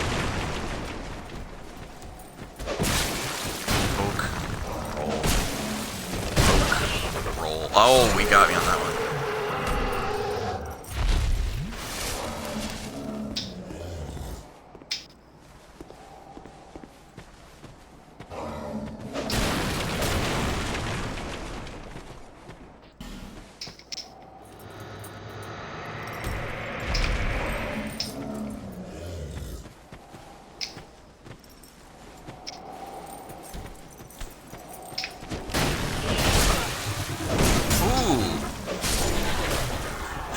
He went for the rare 3-hit combo. Yes, and he drops a Warlock mask. There's nothing actually on that corpse. The enemy drops the item. But yeah, that's how you get this. And the Warlock mask has a Silver Serpent Ring effect on it. Increases the number of souls acquired. Just like the Jester's Gloves. So that is something you can put on if you are simply soul farming. Warlocks in Aldia gave rise to wicked things, and even cast forbidden rituals upon themselves. No one knows if they were born mad, or if their own misdeeds drove them over the edge. Yeah, this is a really good amount of dark defense on it. 36 is actually pretty damn good for a helmet. And, yeah, even a decent chunk of curse resistance makes sense around here. But yeah, 60 isn't 1,000. 60 isn't immediately set to the cap and become completely immune. But all the same, it is a thing. It is here, it exists. And I am now out of fragrant branches of your... No, I actually do still have one. How did I miscount? Oh well. Getting the one from... I am not complaining. Not in the slightest. Not an eensy-weensy teensy little bit. Alright, with that done, we are actually finished in the Shaded Woods. That was everything out there. Again, the portion with all the trees and the fog, that will happen later once we are better equipped for it. But for now, let's head back into the Doors of Pharros area. Again, it's optional to go through the rats area, but, well, the nature of the beast is that I kind of have to show that off. This is where the vast quantity of Pharros' lockstones that we have been accumulating will come into play. Because, again, there's a whole bunch of triggers, many of which lead to traps. If you're in the Rat Covenant, you can try to catch people out. But also, there are some treasures hidden behind some of them. And I honestly don't remember where each and every item in there is. And I apologize in advance if I miss any. This is one of the few areas where I might simply run out of lockstones and simply not get everything. But I'm not even sure I'm going to be running through the Rat Covenant area tonight. At least not in its entirety, although I might be forced to if I get sucked in as a Grey Phantom while I'm in there. I do have enough Pharros' lockstones in order to get a very, very useful bit of equipment. And it's actually near the front of the area, so I'm going to go in there to try to get that now.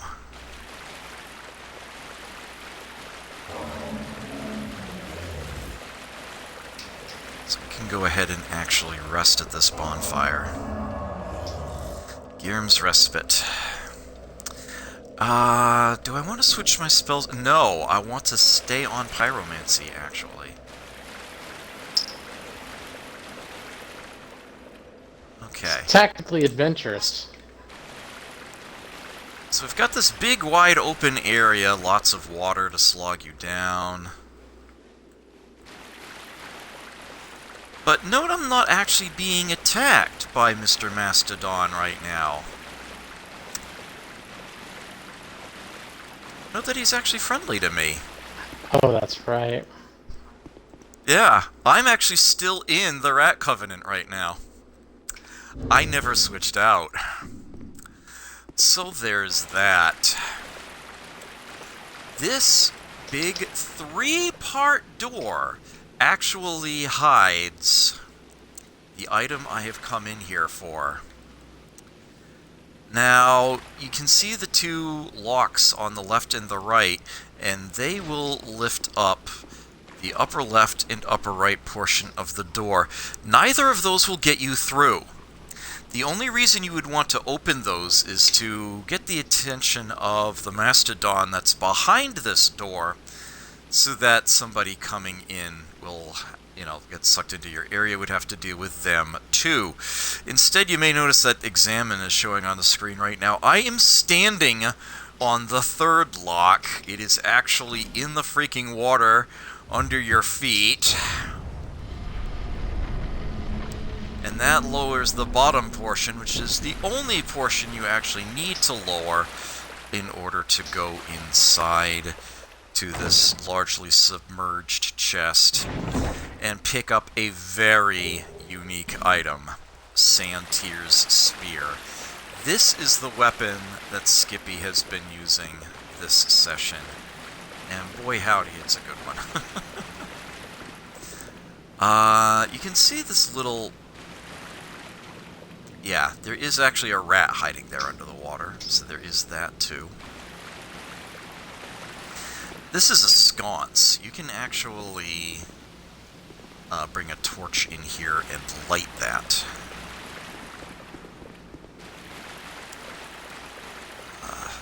Although you might not want to, if you're going to be leaving the area as, if you're actually going to be participating in the Rat Covenant. As lighting that sconce makes seeing that guy a lot easier. But yeah, you actually can see him at a distance because he's got an effect on him there. You can see the smoke actually traveling up above the surface of the water. Alright, we've got this little pathway here. This is a good place to try to snipe away someone who comes in. Girm axe there, along with a torch.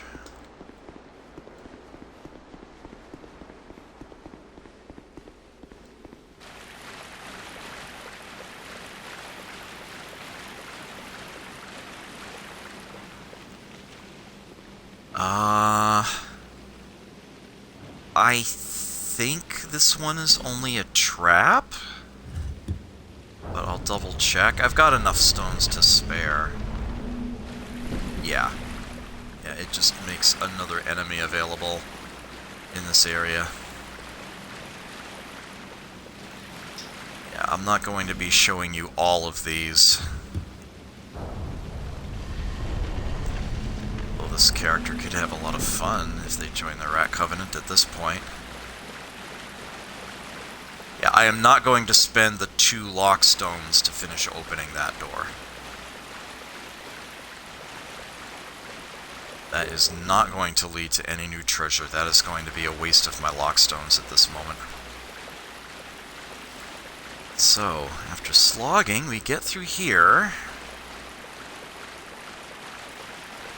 Ground floor is largely unadorned, although we got a couple of rats in here.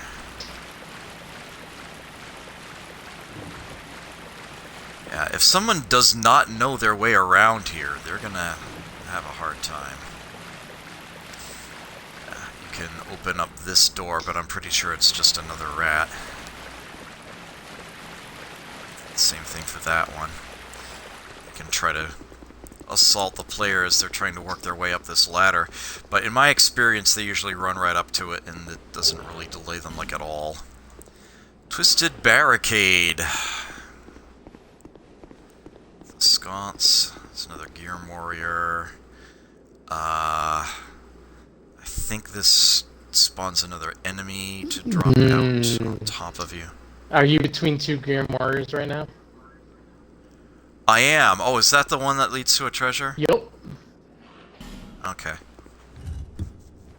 Yeah, it's like I honestly couldn't remember which one of ones it is.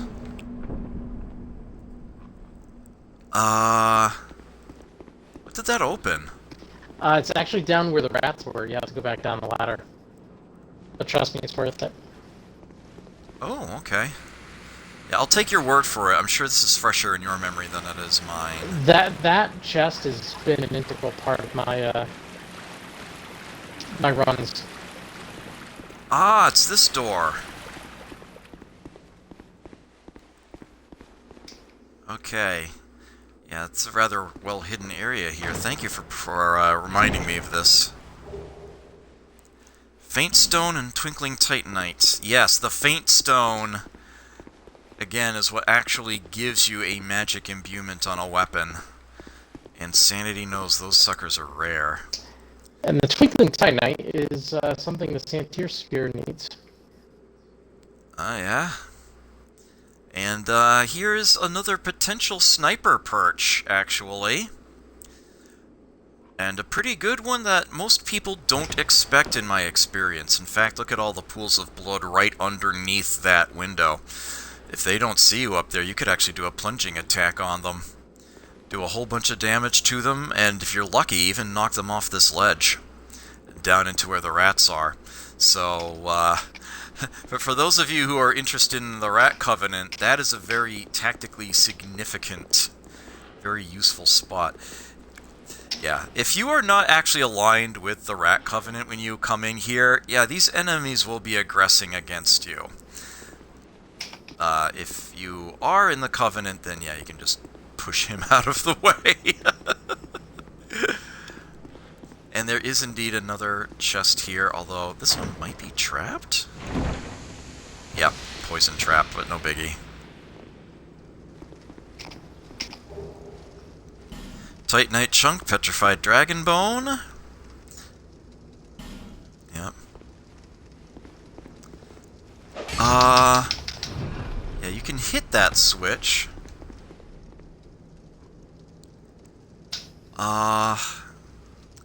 And now you can see that the passageway beyond where I just walked has spikes on the side. Yep. That is a manually triggered trap. You're not going to accidentally bump into it. You actually need to physically attack the switch.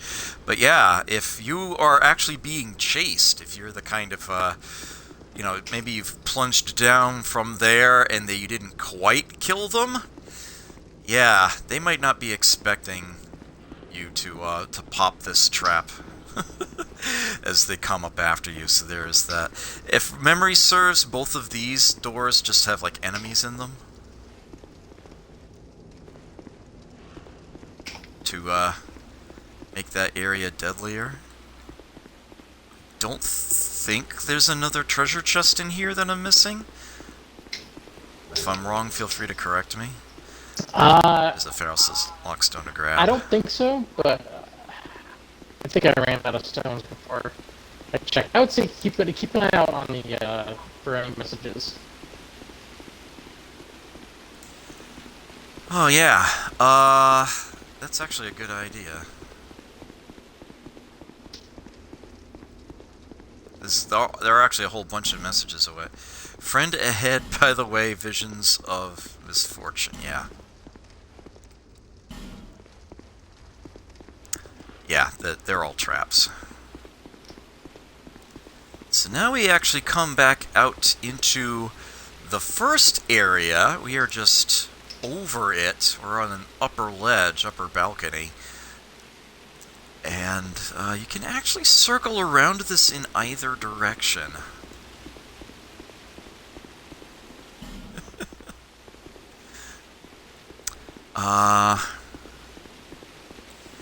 What most of the Pharros' lockstones do here is actually depetrify these Gear Warrior statues that you see around here.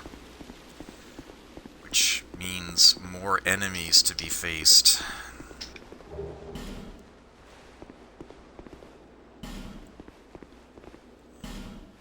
Not here, in Short Trap. Chest, but be wary of dwarf. So this one might be a treasure.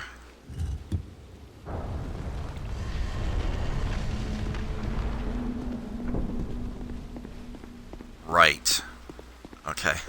I had a feeling there might be one more, but I couldn't remember exactly. Oh, poor guy took some poison there. Got some magic arrows.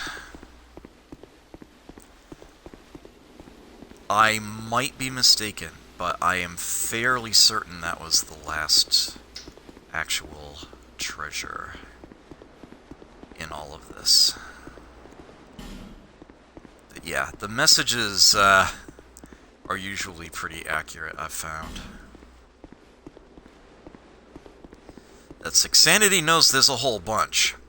Yeah, there's 3 in order to open this door, and I forget which one actually does the bottom. But again, I'm pretty sure that just has a mastodon behind it and no treasure. So that is actually where we need to go. You can see there's a fog gate there. Yeah. Circle back around, as it were. There we go. So yeah, if you actually get sucked in to this area, and you're simply trying to run through it as quickly as you can, go left. Left is the way you need to go. This is the exit.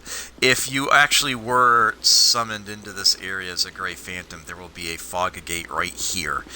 That is your objective. As soon as you enter the area with the bonfire, you are scot-free.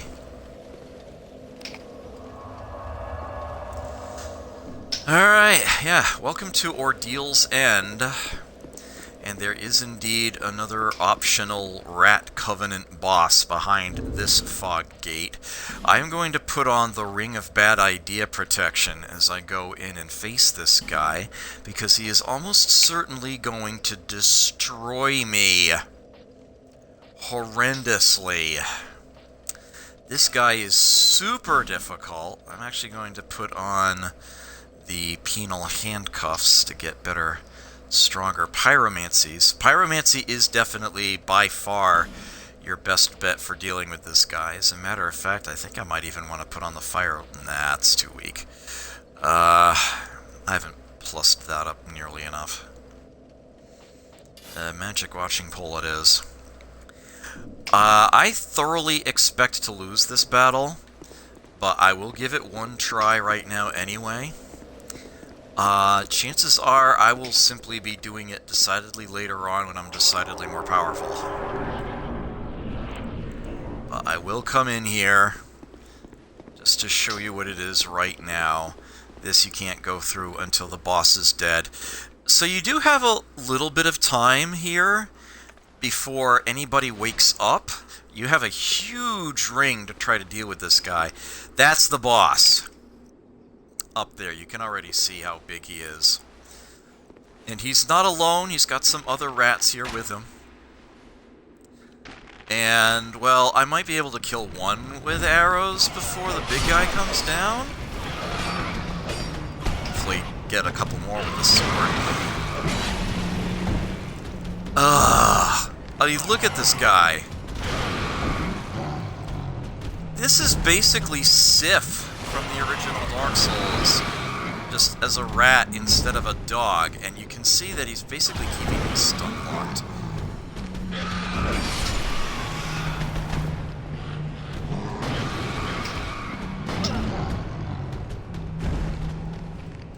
I might heal in time. Yeah, he attacks so regularly that the opportunities to heal are practically non-existent. Alright, I did finally get rid of the last extra rat, so there is that. Now it's just the boss. You'll see that when he goes for the big swipe, it's always in the same direction. So you're going to want to roll to your right when you can telegraph it.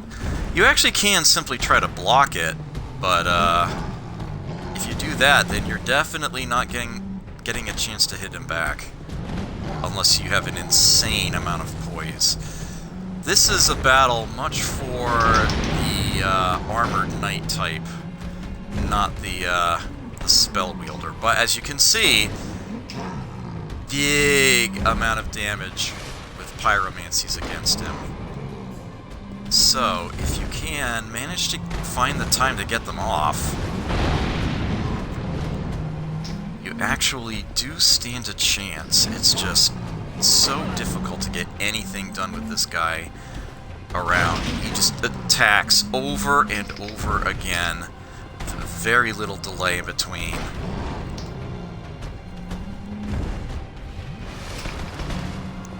Yeah, it's like half the time if you heal when he jumps back, he'll have jumped back at you by the time you're done taking that swig. Thankfully, the nice thing about Lingering Flame against this guy... Please jump back, he's not jumping back. Alright, he's doing the little swings. I can heal. As long as you get the spell off, it's gonna damage him. It's just going to take a moment. That's fine. Oh, the spell didn't actually come out. It casts them so slowly. Am I dead? No, okay, I got it. Oh, Please come out, please come out. Yes! Alright. Shit, come on. He's not gonna jump back if he doesn't have room to, so, oh, he actually went for a bite! And my flask is empty. This is bad. Is it just me, or is he getting tired? Oh, I forgot he could do that. Acid bath. Come on! Yes! One shot! First try. Nicely done. I was not expecting that. Oh, that makes me a happy camper. I was not expecting to win that fight at all. That's good stuff right there. Helps when you go in with the proper tool. My previous playthrough of this, the first time I was playing through the Scholar Edition, I was not using pyromancies at all, and I definitely regretted that in a number of cases, and this was one of them. Well, that was back the way we came. So this way. Yeah, very, very happy about that. And there's the Rat King again. You can always speak to him at whichever location you want to go through. Speak thy mind, servant. Can actually offer him the rat tails. Given I'm in the Covenant right now. Yeah, you gotta do it one at a time. I don't know how many I have. 2. Alright. The insolent fool. My servant. He's got nothing new to say, though. Alright, and the way out of here... Yeah, it's just a big drop-off, but you actually can use those rocks to slow your fall. So it's no biggie. If you're wondering where exactly we are... the entrance to this area is right below us. Down there. So we're actually up the walkway past it. Yeah, just connect up the dot there for you.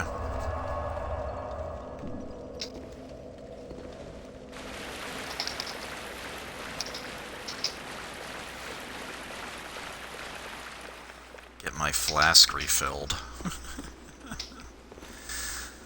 Alright, now to actually fight through to the next area. Grimoire gloves. It's a sconce pre-lit. Some treasure this way, although you're gonna have to wake somebody up to deal with it. But, yeah, do be careful because it's quite possible, quite easy to break the chest. It is wooden. So you might want to lure him out before you wake him up. Dragon Charm. We can come up this way. And here is the final permanent location for our big friend Gavlon. He will remain here the rest of the game. Anytime you want to pay him a visit, just warp to the Doors of Pharros bonfire in the front there, and come on up here and sell your shit. Make deal with Gavlan. Indeed. Again, don't need to buy that. Yeah, if you are so inclined, poison arrows can make some very annoying fights almost trivial. Oh my freaking word. I could basically sell most of this, if not all of it. I've got a lot of just pure junk here that I know I'll never use with this character anyway. Although some of the rarer items I feel compelled to not sell off. I've no longer got a falchion.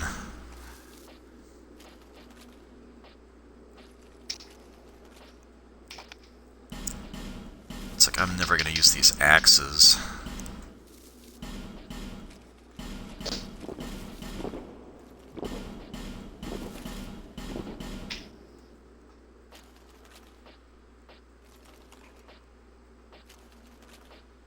Not Santier's spear, though.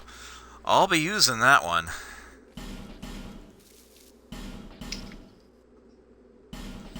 Yeah, some of these things are actually worth a pretty penny.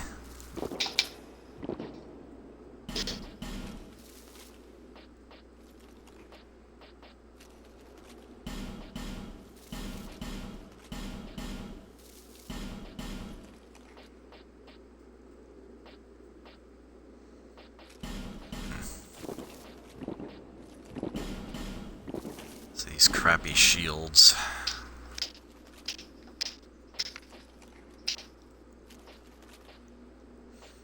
Some not so crappy shields.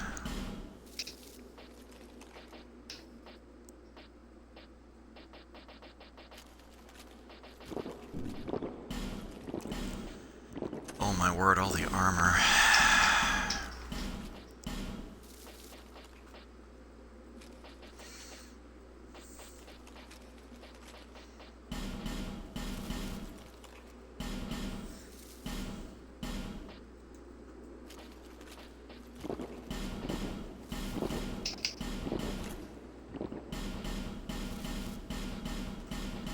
These prisoners, tatters, etc.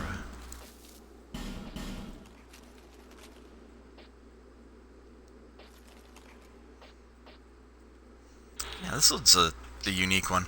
Replica of the armor of the loyal knight Cyan. This solidly crafted gear offers high defense. Sir Cyan was widely known as the kingdom's most leal knight, and when the giants invaded, he volunteered to lead the advance party, but was slaughtered most dishonorably. The king commissioned replicas of Cyan's accoutrements and bestowed them to promising knights, but not long after they donned the armor did they go thoroughly mad.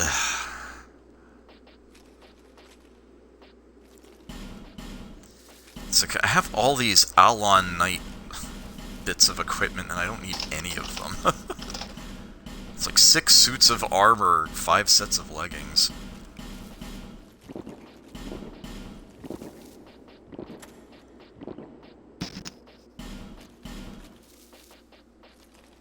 I'll keep Hovel's set around, I'll keep the Dark set around. Yeah, the things that I know are more unique, I'll gladly hold on to.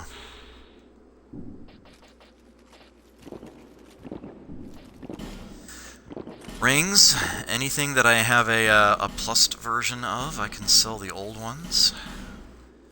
They might be lighter, but I'm never going to actually use them. Wait, nope, that's still the plussed one I've got. Yeah, at this point, the only +3 I don't have is the Thunder.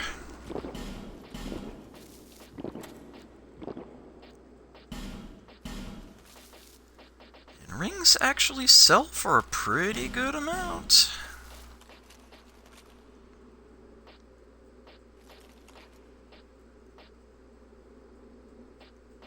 The Northern Ritual Band is something of an exception. It's like if you absolutely positively need to have more spell uses, the plain one might be enough. The +1 will actually reduce your HP further, so it's more than a little extra risky.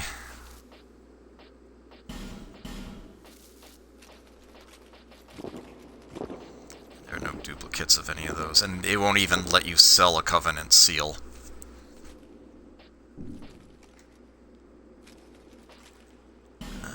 Not into selling ammunition. Sell things like my dung pies that I know I'm never gonna use.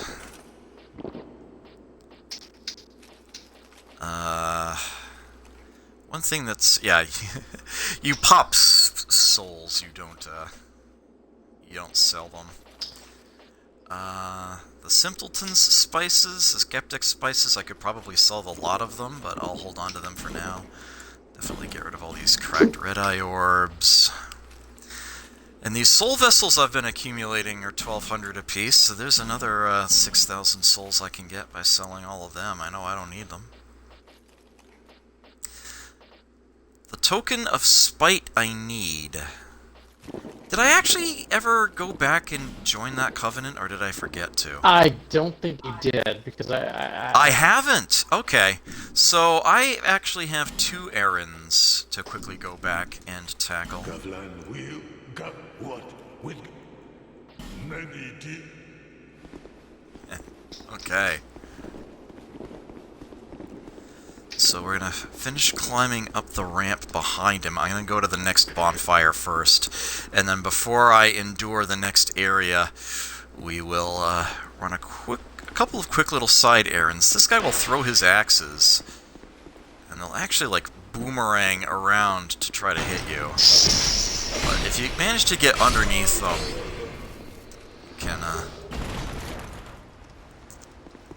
you can have them pass overhead. I think it blocked one. It just always looks funny when it's stuck in your shield. Alright. This guy... Oh, that was very little damage. I mean, it's a pyromancy in water, damn it. dude. Yeah. And he just ran off the cliff there. But there's a bonfire not too far ahead that we can use to respawn him. Oh, and it's a lot easier to get at him from the other angle.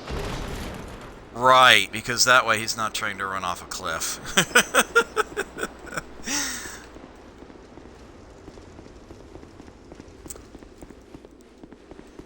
Come on up here.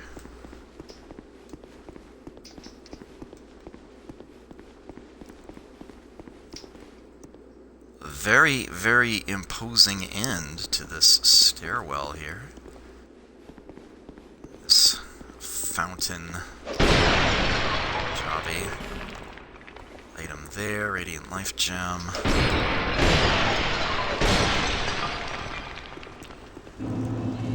Welcome to Brightstone Cove, Tseldora. It's a thing. This is one of Scholar's few concessions in the player's favor, that there's actually a bonfire right out here. In vanilla Dark Souls 2, that bonfire is actually inside of one of these tents in the area. So you'll actually have to poke around inside them. I forget which one, but I want to say it's... it's this one here on the other side of this wagon. But yeah, in Scholar they put it right out in the open. For whatever reason. Do watch yourself in this area, as some of these archer towers actually do have archers over them.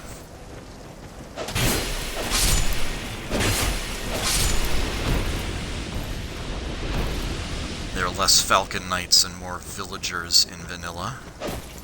It's actually an NPC summon sign inside of this tent, which I'm apparently going to need a moment before I can. Did you just fucking... You son of a bitch! Oh, now you die painfully. That seriously miss him? You've got to be kidding me. Alright, you know what? You get a very, very special experience.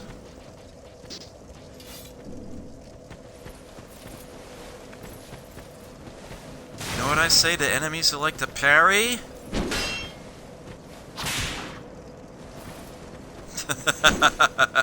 Can't parry a whip, can ya? Oh, please let me do this. Please let me do this. Damn it, son. Yes! Maplethorpe! A proper verb I did not know until your stream.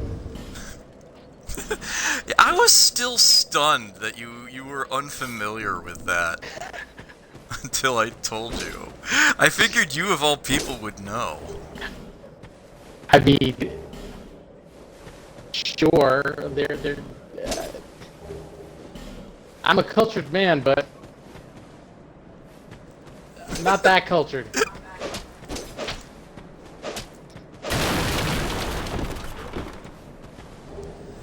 Just like we did in the last Bastille, we can collect items by breaking the towers they're sitting on. And yeah, this guy's a lot more aggressive in vanilla. In Scholar, he just keeps doing his mining. But yeah, note that he's got a dark effect on that pickaxe of his, and boy howdy, you don't want them to hit you. As things go, it's one of the easier attacks to avoid, but my word, don't let it hit you. This is Ben Hart's summon sign, by the way. And the actual mid-boss to summon him for is quite the distance ahead. So we're going to come back for him later. As a matter of fact, I'm going to be coming back to this whole area later. I have a couple of side things I need to take care of. 3 if you count leveling. Because I just visited Gavlon. I got all the selling to do. There. Less. I did all the selling. Now to spend the loot. 3 points of attunement.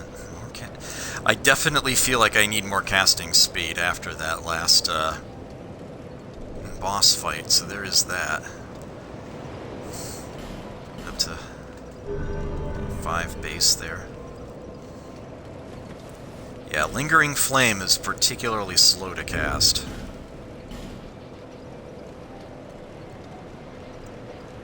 A whole bunch of poppables. New boss soul to show off. Soul of the Royal Rat Authority of the Underground Realm.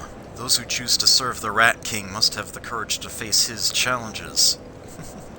Use the special soul of this rat. This Scorpionus Najka soul.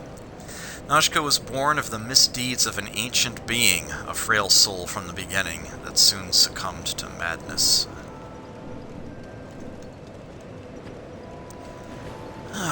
Okay. So, 2 things to do. I should have done this ages ago, and I don't know why I didn't remember to. So let's revisit the Undead Purgatory, now that I have the Token of Spite. Which again was on the way to the gutter. Now he'll let us join, although we're going to have to say yes to some disturbing questions. Oh, welcome. Welcome. Do you have a lust for blood? Yes, of course. Why else would you be here? Do you give yourself the honor? Then you will need blood. Lots of it. Undead blood, like your own. But it's not as easy as you think.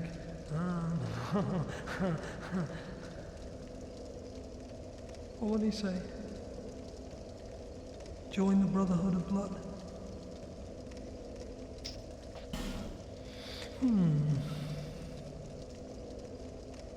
That can hardly be the whole story. I want to hear what you really think. You want more than just a little blood. You want to be drenched in blood, mired in its foul stench. Am I right? Am I? Oh, just say that I'm right. Huh?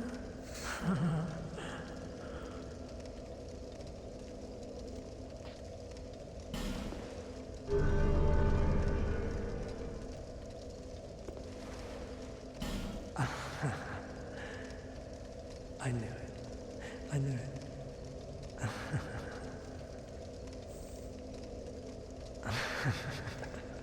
Fantastic. You're the best. You're the worst. Now you are a servant of Na Allah. This crest of blood is yours. That was all I wanted. Well, another servant of blood is born. You will serve well, I just know you will.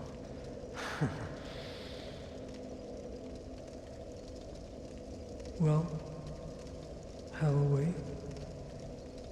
Whatever you need, I've got it for you. So, titchy is an adjective. It's not part of his name. It is an old antiquated word meaning short. He does sell some things. Great scythe, priest's chime. Some armor sets. The executioner set there. This is what the rider of the Death Horse was wearing. If you want to get that armor, this is where you have to go to get it. And, yeah, remember the Skeleton Lords? From Huntsman's Copse? This is their equipment.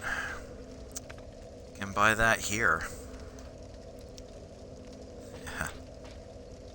Good dark defense, he says. Oddly enough, I think that might be one of the only other crowns in the game, aside from like the normal crowns you kind of come across during the bosses.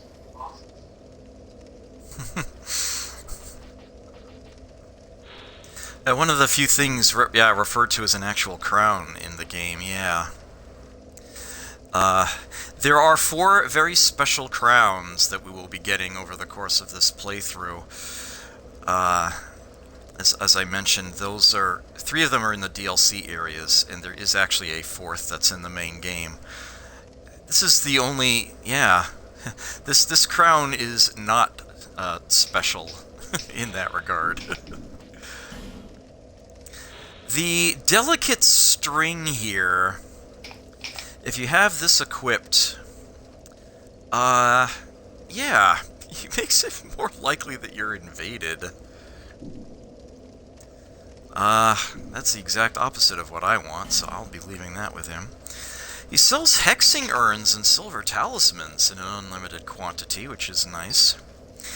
And, he sells the red sign soapstone, which lets you leave a summon sign that looks like the white or gold ones, but it's red. And you can join essentially as an invader. So this is for those who like to remain honorable and not invade other people's worlds. What's the term I'm looking for? Uninvited? Those who don't want to be a dick, but still want to be offensive invaders. It's like, accept the red summon sign and you will be invaded. I will actually go ahead and buy that, since it's the only way of getting it. It's the only one in the game. And just have that done. And he sells some pyromancies that I believe you can't get any other way. So that's kind of important, and I don't have the cells for those right now, but I've got some poppables I can use to try to get them. But I'll spend some time talking to him first. About tokens of spite? Well, you can fight other blood servants with them. I'll reward you if you win with red orbs. You know, a cracked red-eyed orb. Use them to visit other worlds and seek more blood. Tell me if you need anything else. I'm very generous. Anything to get you covered in blood. Right, so in much the same way that the Blue Sentinels can spend their tokens of fidelity to duel each other, the tokens of spite can be spent at those statues behind my character there to duel other members of the Brotherhood. Have you heard of the Blue Sentinels? They're a thorn in our sides, to say the least. Their men are obsessed with hunting down blood servants. Who cares? It's just another chance to spill more blood. Doesn't that excite you? Hmm? You know anything about tokens? Tell me. He doesn't have much else to say. Come back soon.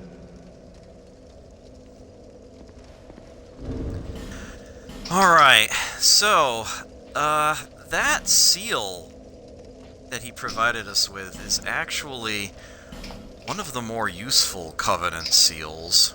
It's like the blue seal actually does give you a few more hit points, so that does actually do something. The Crest of Blood actually does give you a boost to any bleed damage that you deal. It is a percentage boost, so that is actually something worth equipping if you are planning on taking that approach to the game. Which this character is not opposed to, but I would also need to get my hands on Shadow Gauntlets to really make it worthwhile to do. As that is another percentage boost that stacks with the Crest of Blood. Then we can really start cranking out the bleed damage. Do you have to be a member of the Brotherhood of Blood for that perk to kick in on the ring? I don't believe so. I think simply having it on has that effect. Neat. But let me, since you ask, let me quickly double check.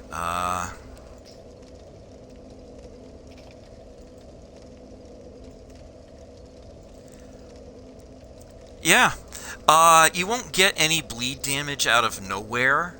If you simply have it on, it will only buff bleed damage that... If you have a weapon that can cause bleed, it will add bleed damage to it. But it will not just provide it on its own. But yeah, you don't actually have to be in the Covenant at the time. Oh, and I should mention that it's not a percentage boost. It's actually a set amount, a set number. It just straight up gets added to the amount of bleed damage it does. A weapon with innate bleed will get 50 extra bleed damage. Something that you have simply infused with bleed will only get 25. However, if you've got something with innate bleed and you have infused it with bleed, then you'll actually get 60 extra out of it. And the Shadow Gauntlets that I've been mentioning, which drop from those assassin guys with the triangle heads. Not very commonly, but they can drop it. Yeah, the Red Phantom versions that appear on the boat in No Man's Wharf, that's the only way to get it in Vanilla Dark Souls 2. In Scholar, they're all over the place. But yeah, if they drop the gauntlets, that has the exact same amount of boost that the Crest of Blood does. If you've got both of them on, and you're using a bleed weapon that has been infused with bleed, you're adding 120 bleed damage to it. Above and beyond what you're getting with the infusion and improving the weapon and all that. So it's nothing to sneeze at.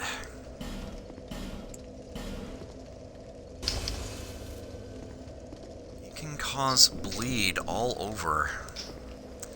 It's a perfectly valid strategy. What have you...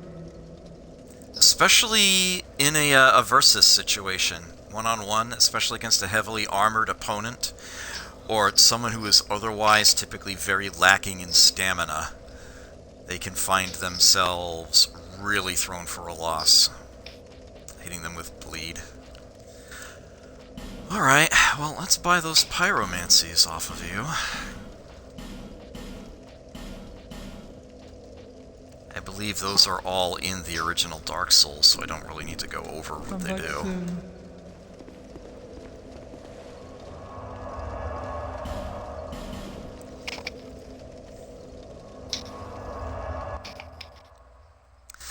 There are more spells to be earned by ranking up in this Covenant. And there are also, specifically, it's all the way at rank 3, unfortunately. After you get 500 points in the Covenant, you can get the Great Chaos Fireball Pyromancy. But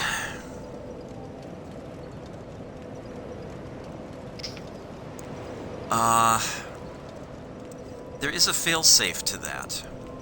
Similarly, when it comes to the Blue Sentinels, there are 2 miracles that become available through them. Wrath of the Gods and Bountiful Sunlight are at ranks 2 and 3. But there is a failsafe for that as well. You do not have to go online and be part of those covenants in order to get those spells and earn all the achievements in the game. But it will take until next time until I can show you where that failsafe is. For right now, I am coming back to Majula.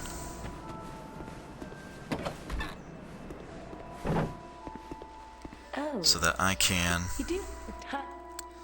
abandon my covenant. Oh my.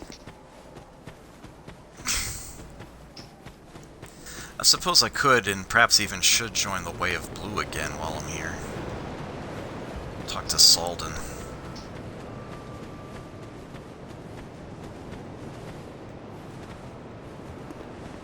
That's Rosabeth Adam.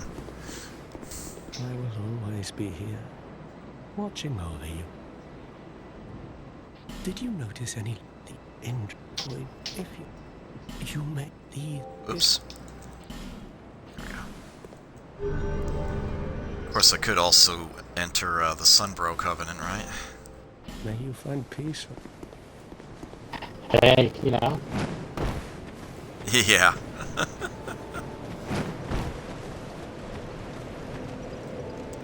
I forget if that leads to some unique spells as well, doesn't it?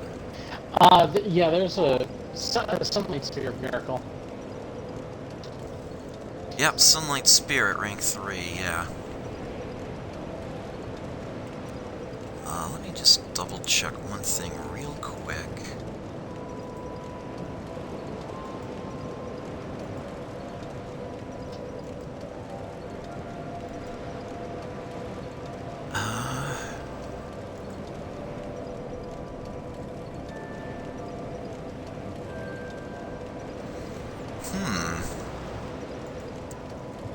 I seem to have forgotten something very important. Let me refresh my memory.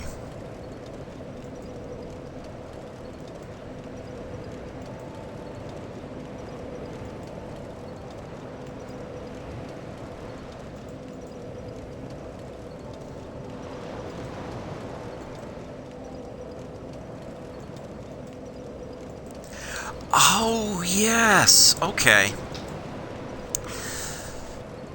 That has a failsafe as well. But it's a little...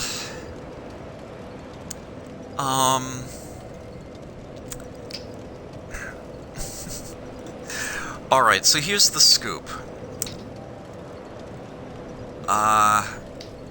Actually, you know what? I'll go into it when I get into the failsafe for the other ones. There is another way of getting the Sunlight Spear. Well, you still have to rank up in the Covenant. It's just that there is a way of doing that without going online. There is actually a way that you can farm Sunlight Metals in order to rank up in that Covenant. But it's a tiny bit of a spoiler. But you know what? I'll go ahead and mention what it is anyway. At the very beginning of the game, where you first spawn in Things Betwixt, there are enemies out there when the bonfire intensity goes up. At a bonfire intensity of 2 or greater, there are Falcon Knights out there, and they are actually armed with falcons. They will actually throw birds at you. they can actually drop sunlight metals. So you can try to farm the items off of them.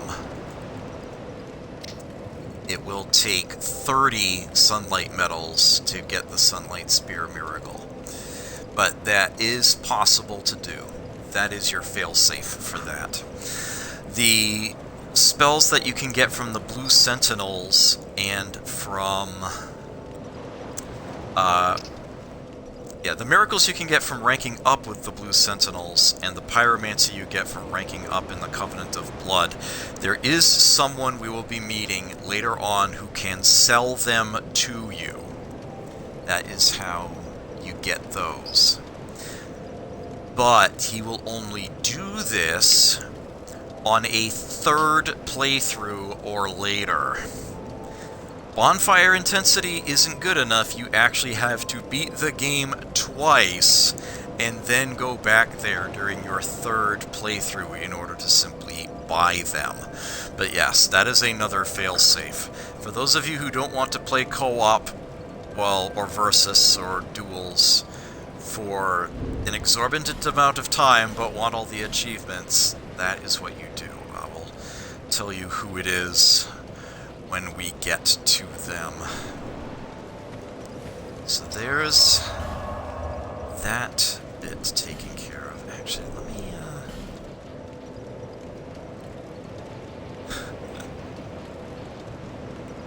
yeah, there's Firestorm, Storm, Great Combustion, Fire Whip. Note that Fire Whip actually counts by an overall number of uses rather than by some number where you're holding in the button and it goes down by like 20 or something with each swing. They just made it a much more straightforward spell use count.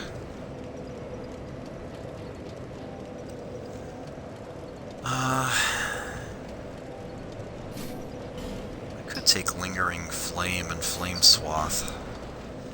But then I'm kind of limited. Maybe Fire Orb and Great Combustion?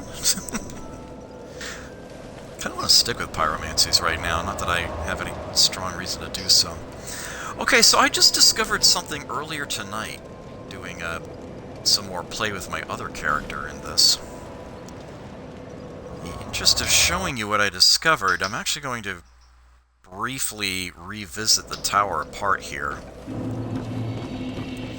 You might remember when Skippy pointed out that there were some invisible enemies in the game that give you unique drops if you simply know where to poke. Also, some way, somehow, I forgot to pick up this item on my first run through.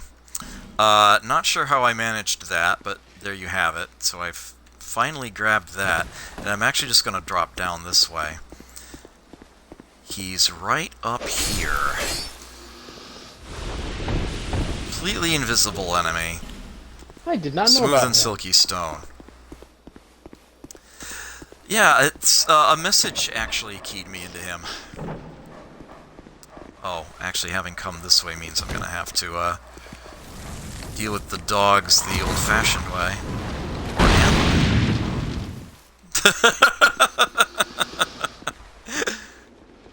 Pyromancy will totally set them off.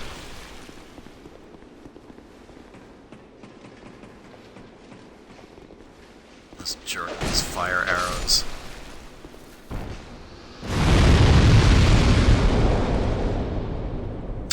Made his sword bounce. Alright. So yeah, I just wanted to quickly show that off. I, some way, somehow managed to neglect that all this time.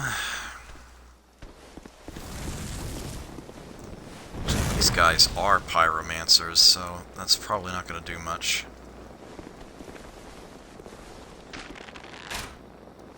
You're going the wrong way. It's back here. Bye. So yes, Lingering Flame works kind of like a landmine. It just happens to instantly detonate if there's... Oops. Oh, that's bad. Okay, I fixed it. I fixed it! There's somebody, hit with it. does a good amount of damage.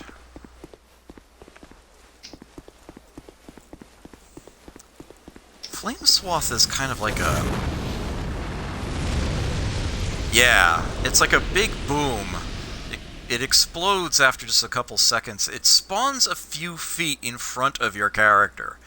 You can see, you saw basically the range.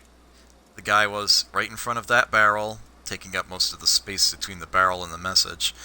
And that spell was pretty much right on him. So that is the right range to use Flame Swath at. It's a little funky, but it gets the job done quite nicely. Just kind of need to know how it works. Did that barrel actually land standing up? Wow. Okay, that was cool. Sanity knows I wouldn't have done that a dozen times if I tried. I don't know if I have any business with Macduff, but while we're here...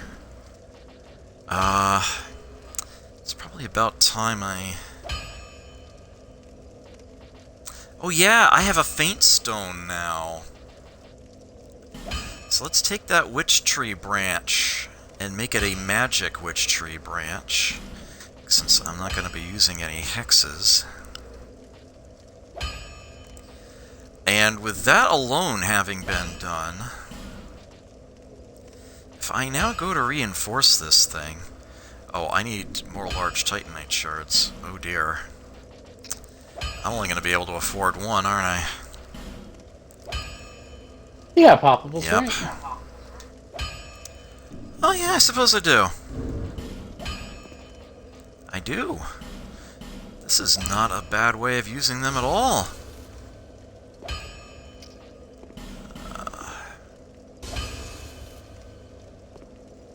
That'll do. Oops. Don't read message. So I'm gonna need 3 more of those.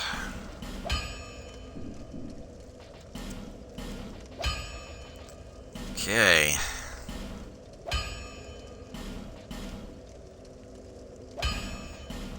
Some Titanite chunks. Alright, I now have a Magic Witch Tree branch plus 8. Now, I admittedly could have used my...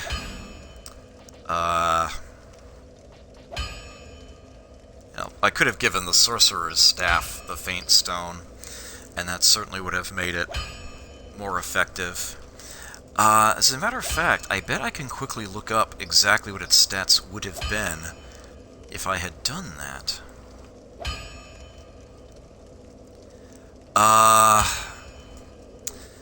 232 would it be its base magic scaling. Yes, right now it's 202, and if I had made that a Magic Sorcerer's Staff, it would be 232. But yeah, as you can see, the Witch Tree branch has actually surpassed it. It's at 258. So not only is this more damaging, that's my sorceries being some 25% more powerful, it also casts them slightly faster. Is that speed multiplier, that is what that is. That is a multiplier. The casting speed that you see down here, that is a percentage. Yeah, it's a 40% speed boost instead of 35. So it will actually shoot the spells faster. That is indeed the fastest spell casting catalyst in the game. And it is also pretty strong. As you can see, it's stronger than the Sorcerer's Staff. So that is a permanent upgrade for me, and a very, very strong one. Although I've got Pyromancies equipped right now, I will go ahead and switch that back. Back to sorceries. Can I use Soul Spear now? Well, with the ring on, the Ring of Knowledge on, I've got the int for that. So I'll go ahead and put that on in that slot there. And I guess the rest should be great heavy soul arrows.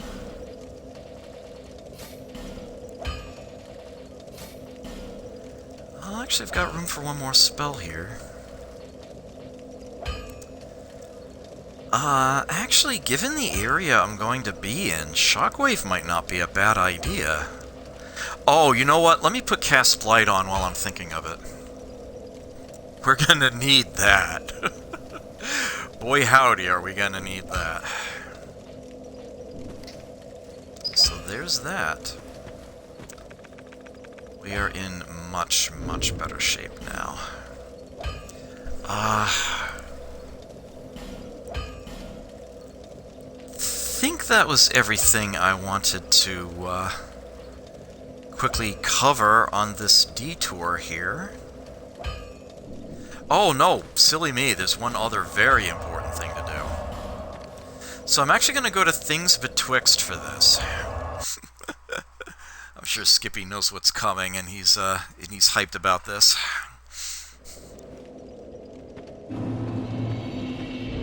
Oh. So my problem right now is that I'm actually going to need one more level of strength, come to think of it, and I don't have it. Here's Santyr's spear, a spear that was embedded in a stone statue. According to an old local legend, a great spear was used to defeat Santyr, the walking statue. Perhaps this is that very spear. But it will be difficult to utilize such a thing in the manner of a spear. Your only choice is to swing it around and smite foes about the head. So yeah, if I equip that, and it's not going to look so good because I'm missing a point of strength, you can see that there's basically a giant statue head impaled in the spear. It's upside down. It's actually coming through the mouth. So this thing was jammed through the back of the head of something thick and rocky, and it is still stuck there. And yeah, this is basically all you can do with it. But this weapon has something very unique about it. I draw your attention to its durability stat. Down here.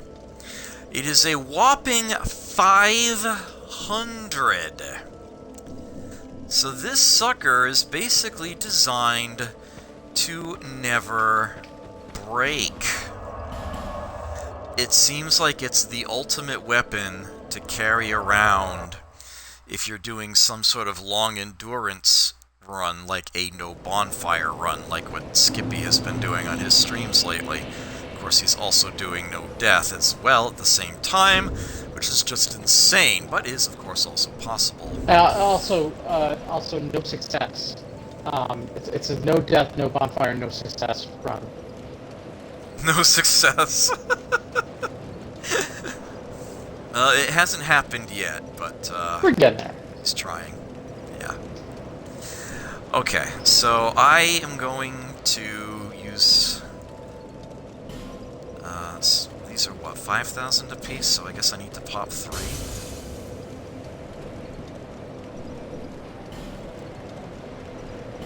Oh, I just missed it. I need one more.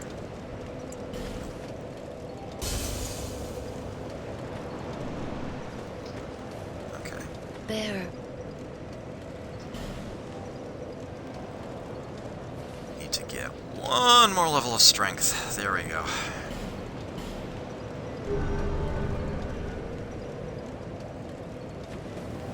So now we can wield this thing. Because it is held in your hands, you can't simply sit in an acid pool and expect it to wear out either. I am now going to break this thing on purpose.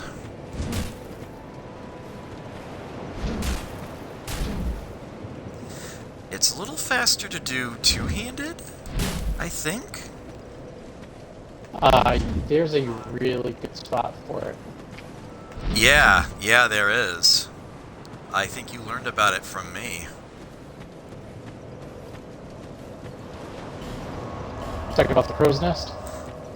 Yep. That is why I'm going to Things Betwixt. Now, I don't know why this works, but it does. It works extremely efficiently. Of course, while I'm there, I can also drop off that smooth and silky stone I just picked up. See what I get for it. But, for some strange reason, if you are swinging your weapon around over the crow's nest, you break its durability super fast. Just have to, try to swing it back and forth, as it were, do the heavy attacks. And you can see that it's going down in durability extremely quickly, like visibly so already. We've already taken off a good 75. Just be careful to not send yourself going off the side of this perch as you do this. But yeah, spinning your Santier's spear around here will break it very quickly. So you might be wondering, why on earth am I trying to break my Santier's spear like this? Apparently Twitch lost connection to my chat room, and it just came back. Oh. So if anybody has said something since Box Ghost saying this area doesn't like you much either, I have not seen it. I apologize for that. It is beyond my control. If it's something important, please repeat it. If it's not important, please don't. If anyone was trying to heckle me, you got away scot-free. This is probably as good a time as any to mention that I now have a Discord server. Link is on my channel page. And since people love to ask me stupid, completely unrelated questions during my stream, I have a channel on that server just for that alone. Of course, it's restricted to sub only because I'm not a fucking idiot. But if you feel compelled to ask me something, you may do so there, and I might even answer. Plus, it's a good hangout for those of you who are going to be playing games with me on Friday nights. We can do voice chat in there. Okay, so this weapon does something unlike any other weapon when you break it. After all, that 500 durability is to be taken as a challenge.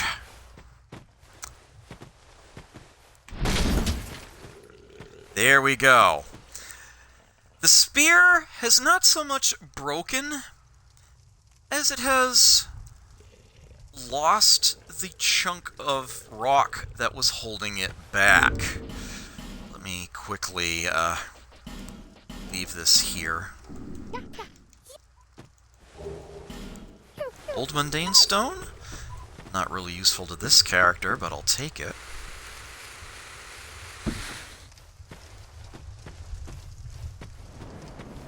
Hey, Soul of Link. This spear has now been unencumbered. It will stay in this, quote, broken, unquote, state the remainder of the game. Its durability is showing as 0 out of 500. If you take it to a blacksmith, it will not be viewed as broken. It cannot be repaired. If you take it to the tree in Sanctum City, it will not be affected. It will stay this way the whole game, which means two things. First off, it can never re-break. You can use this weapon indefinitely. It will never be exhausted. It will never expire and become nearly useless. It will be swinging for that 233 physical or whatever else you power it up to from this point on. And secondly, Now that it is no longer encumbered with a rock, it is decidedly more badass. It has the moveset of a twin blade, I believe. Yeah, it's a little bit of a mix, depending on whether or not you're one-handing or two-handing it. There's also some halberds thrown in. Yeah, if you two-hand it, you've got lots of rapid attacks that come out swinging fast like this. You might think that this makes it really, really effective with the old mundane stone, and, well, once upon a time it was, but, yeah, they realized how broken that was, and it is one of the, no, this is very much intentional design. This is how Santier's Spear is supposed to function. This is what it's for. It's for those times when you absolutely positively need to use a weapon that cannot break. And it's a pretty damn decent one. Yeah, it counts as a halberd. If you are wielding it single-handedly, you can actually do the poke from behind a shield thing with it, I think. Yeah. So you can use it as the spear that it's actually in its name, or do the whole clunk over the head thing. It's actually a two-swing attack if you do heavies. A poke and then a wide swing, which is actually just what the washing pole does, although the first swing is a poke, not an overhead.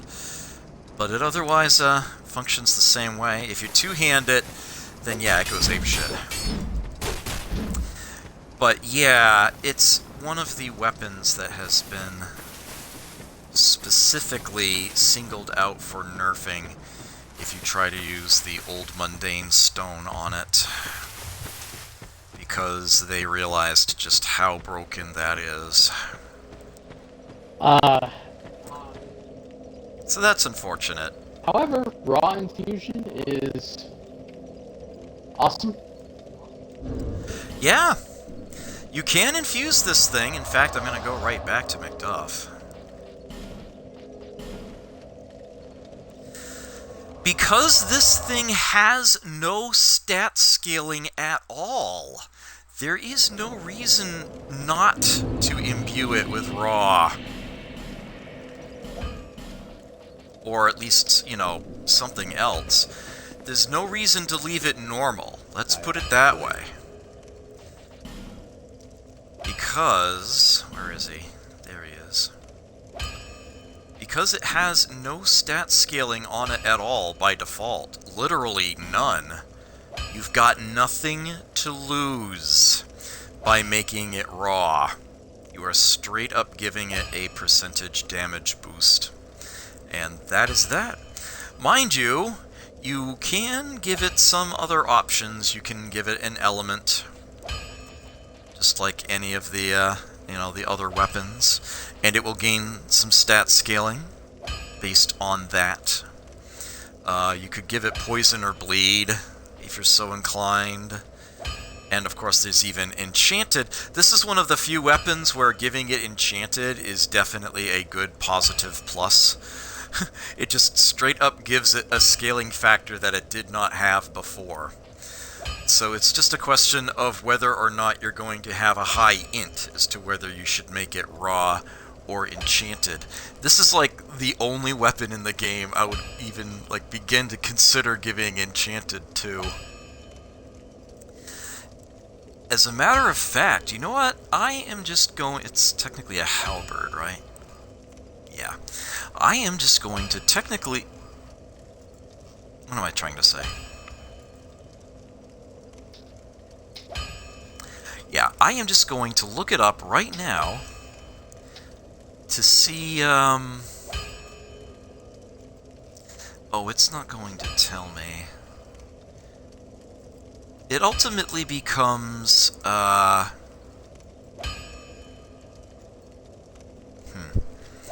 If I make it a raw Santier's Spear, at +5 it will deal 385 damage. And of course, there will be no scaling on it whatsoever. If I make it an enchanted Santier's Spear, then it's at +5, once it ultimately gets there, its base damage will be 350. So as long as I have a scaling, an int scaling added to it of at least 35, then I'm gaining. But yeah, if you were to try to make it mundane, you can see that its base is not cut in half like it is for most weapons. It's reduced to a pittance. So only the mundane damage itself is what you would be doing. And that's not worth it. That is so not worth it. I think I'm better off making it enchanted. So let's actually try that. And let me see if I can reinforce it. Yeah, it's Twinkling Titanite to upgrade it, so it can only go as high as +5. Also, I lack the souls now. But I think I've still got one more poppable here. Yes. Let's go at this again. What kind of bonus damage are you getting? Well, I guess once you're done upgrading. Yeah, I'll tell you in a moment. Okay, I can afford to put it up to +3. So, let's see. Right now, if I had made this a raw Santier's Spear +3, it would be dealing 333 damage. Right now, it's 303 plus 26. 329. It is literally short by 4. Just a few more levels of int, and I am sure that that is going to turn a profit for me. Yeah, it's got upside potential. Yeah, it's certainly not enough of a difference to switch it to raw right now and back it to enchanted later. It's perfectly fine as it sits. Put the Jester's gloves back on since I'm not rocking the pyromancies. So yeah, this is actually a very good weapon to get used to. I actually do like to wield it one-handed. I do like to use a shield. But in those cases where I know it's not of much use, I can just go ahead and two-hand the thing. It's a very, very useful tool. It looks badass to see it in action. And it will always be there. Especially for someone like me here playing a dex build and using a lot of katana that love to break down their low durabilities. The washing pole only has a durability of 20. So that's why the sucker keeps threatening to wear out on me. Could be worse. It could be the old whip. Which says it has 40 durability, but actually takes multiple hits of durability loss every time you use it. Yeah, it's nice to know that Santier's Spear is always there for you. That is one weapon that will never, quote, break, unquote, because technically it already has. Lovely stuff. There's only one other weapon kind of like that. I don't know if you've gotten it. Yeah, have you cleared out the ogres in things betwixt? You probably did that at some point, right? Oh yeah, the ladle. Yep, the Handmaiden's ladle. That is one of the weakest weapons in the game, but also one of the best in the game to give the mundane infusion to.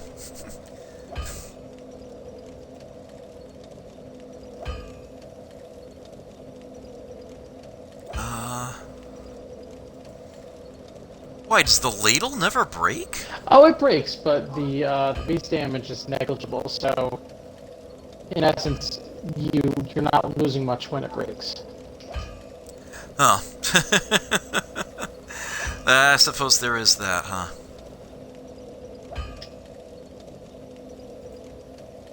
If I remember correctly,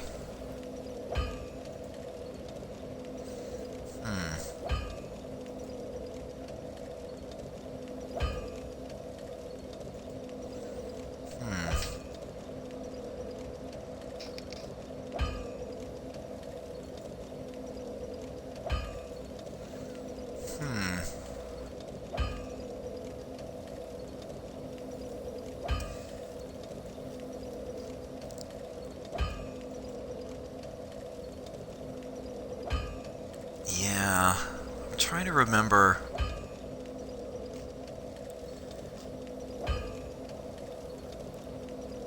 Let me quickly check the ladle. What kind of weapon does that count as? I forget. Culinary.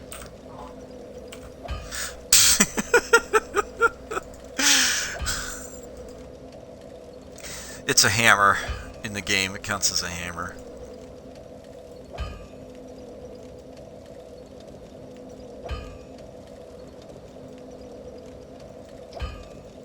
Wait, what? Since when?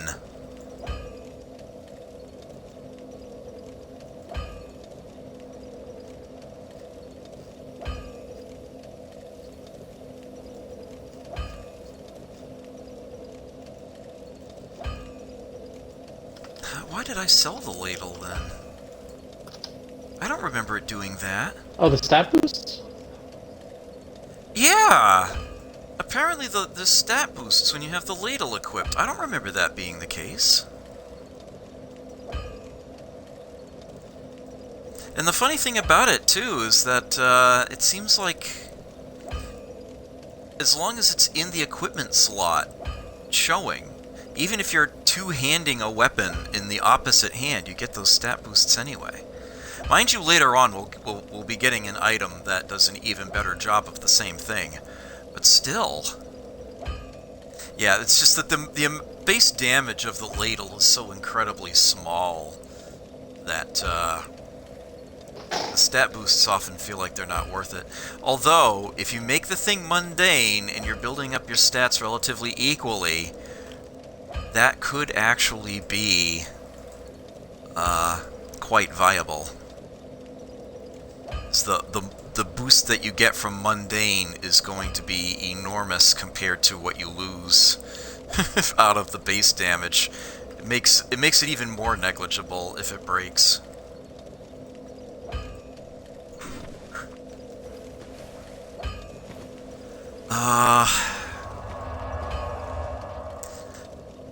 You know what? I think I'm going to join the Sun Bros real quick.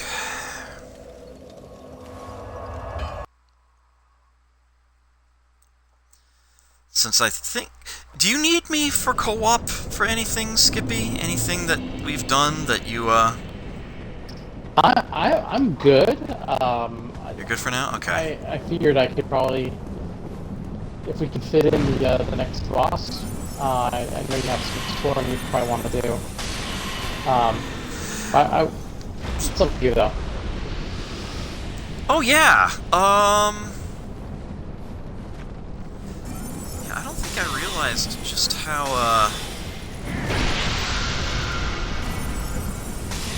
much time had gone by here.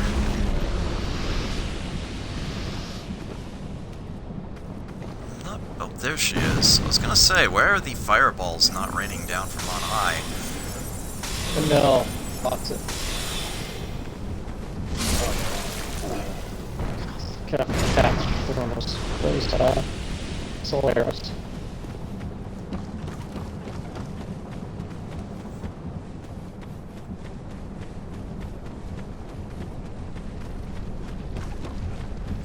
It occurs to me that most of this game now is under a human effigy effect.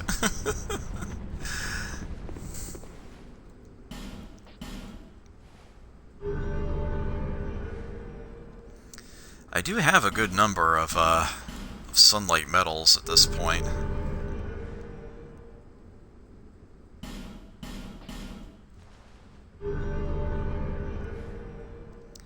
And this is the only way of ranking up in this covenant. And it's like to get the spell they offer, you just have to do it this way. One metal at a time. It takes 30.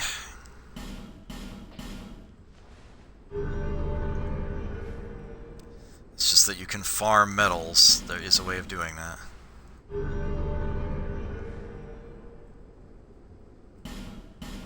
It's a shame you can't do more than one at a time. Okay.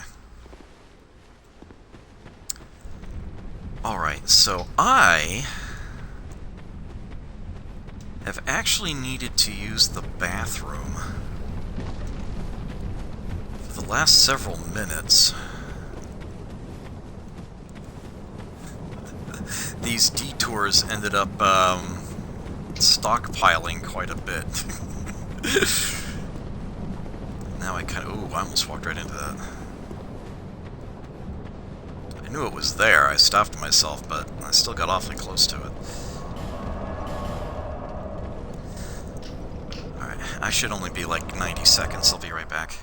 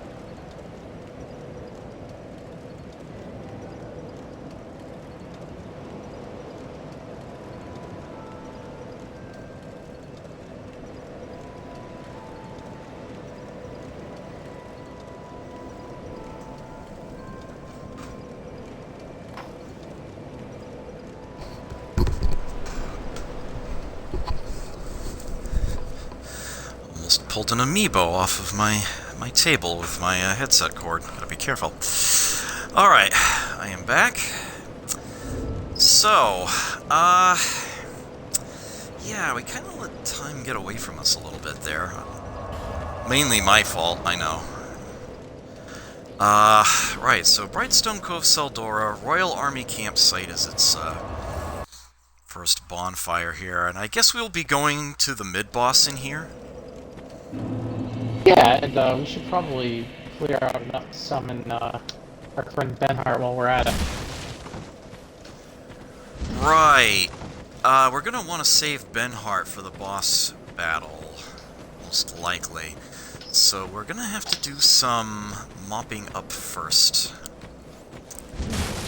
It's honestly a far enough trek from here to the next mid-boss fight that, quite frankly, I usually just clear out the way to the boss, then run all the way back up here to get Benhart and run back, just so that he still has health when it comes time for the boss fight. You want to pick up my sign? What? Yeah, sure. Oh, I need the name engraved ring, don't I? That'd be good.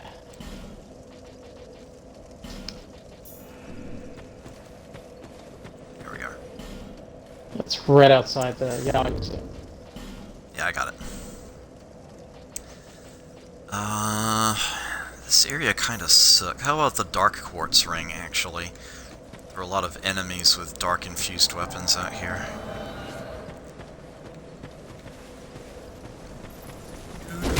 Oh, darn.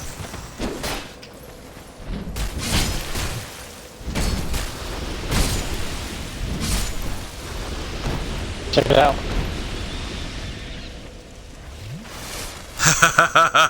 Yes. Right.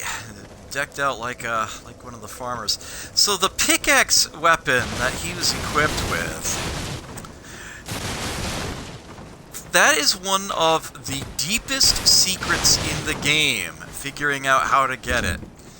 It is so not worth doing. But this is a master class, so of course I have to show you. But, that's not going to be too I did it for the... apparently going to be next session. Did it for the first time during your, while you were taking these days.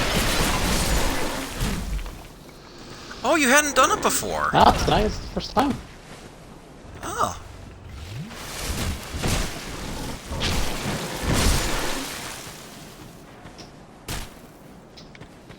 I'll take care of this, Archer. Oh, and I'll take care of the guy who immediately ran out to backstab you.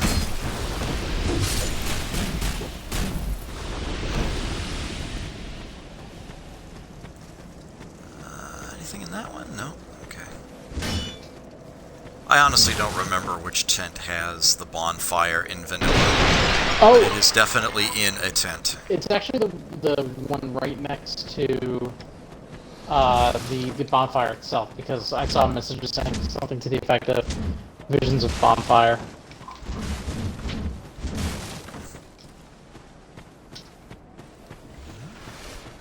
Okay, so we do have some enemies around here. We do have some opposition.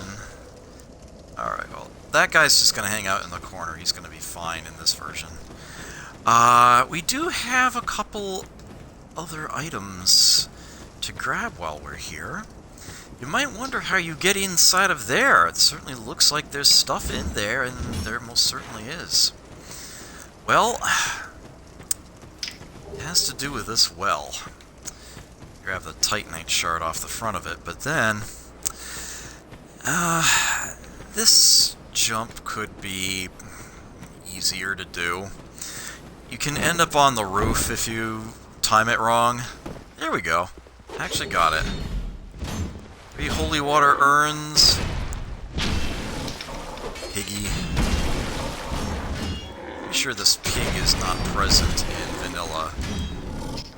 This is again Scholar hating you.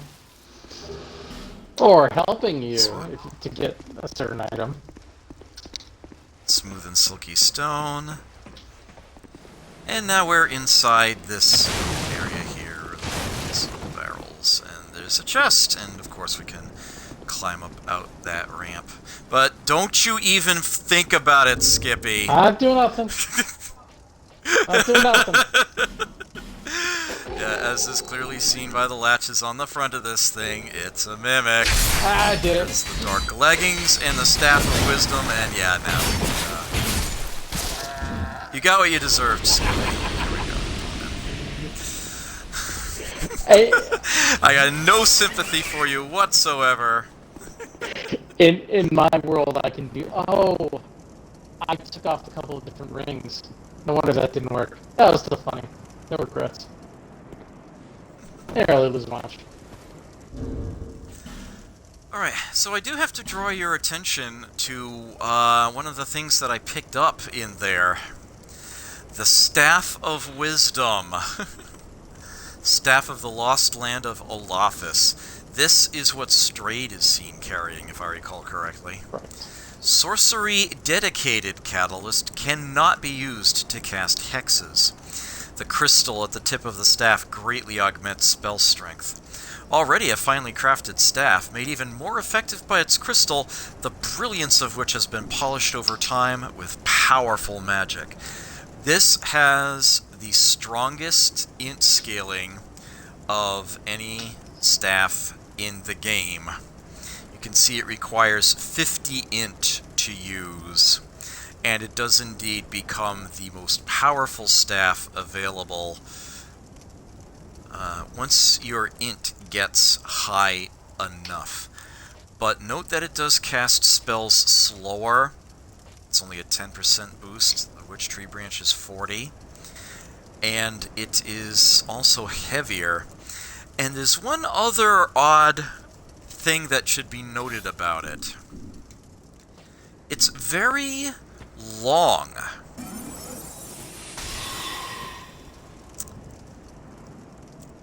Very often, when you are trying to hit somebody with a spell and they are charging you, well, see where the spell comes out of the Magic Witch Tree Branch when I shoot a spell. It comes out of not exactly the tip, but where all those little forked branches meet. You can see how it shoots out. Now, if I have on Staff of Wisdom, and I shoot. You see, it comes out of the very tip of it. It comes out of the crystal, and it's a much longer staff. So the spell launches up basically above my character's head. This matters.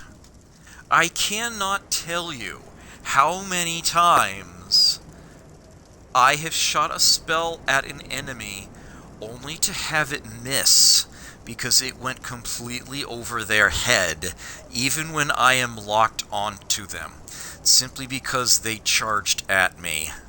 This has happened plenty of times in Versus against other people.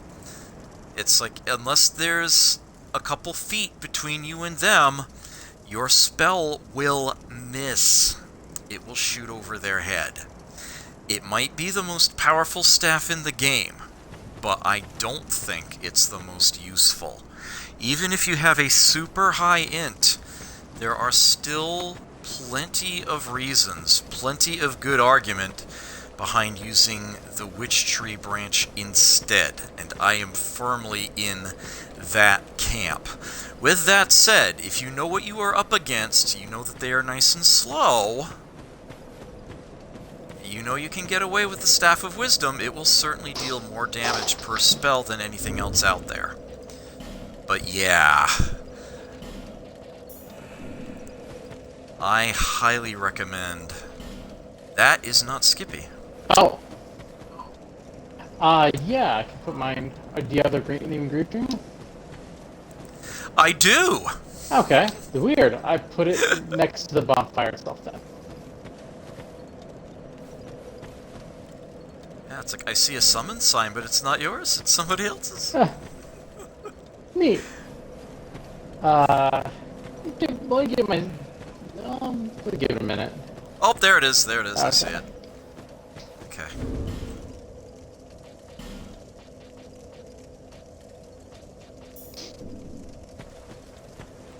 So yeah, that is a very, very nice staff. Don't get me wrong, but I actually do prefer this one. So here is a case of obvious trap is obvious. I mean, as long as you look up. And, obvious solution is obvious. Just a couple iron arrows. I love how the first guy actually gets crushed by the boulder himself. And then I'm with Skippy. I like to scramble up here quickly. Still deal with them. Backstab. Nice. That was a backstab. Yeah, there we go. Soul of a Brave Warrior. The rolling one-handed move on the spear is kind of fun to watch. Oh yeah! I forgot that there was a rolling attack.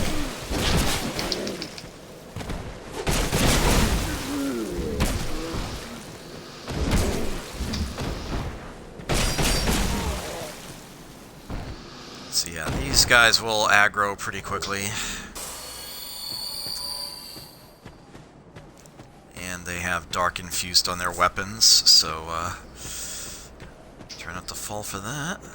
They'll stay back there, they won't rush me as I try to pick this up. Or Skippy can also rush them, that's a thing.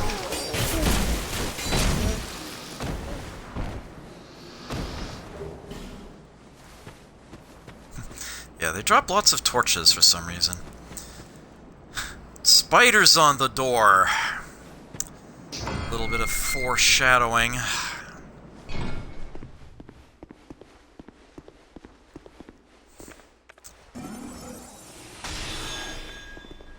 This is why I wanted cast light. There is a spider immediately overhead. They're just hanging out. I'm sorry, it was there to be said. Haha. So yeah, if you walk in, say, like, a foot into this room, that spider is going to land immediately on you and start eating you. It has a grapple attack, and it's going to use it, and you're going to feel really fucking stupid. So I strongly suggest shooting it before you get in here. Alright, we can go down a little further. There's a sconce there. Ah, what the hey. I got flame butterflies. Lots of flame butterflies.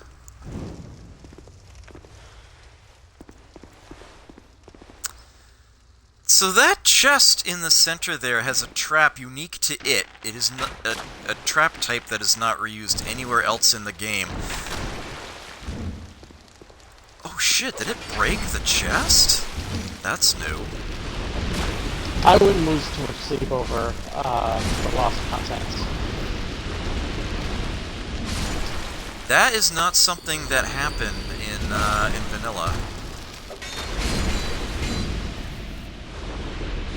It's happened to me on a playthrough or two. Huh.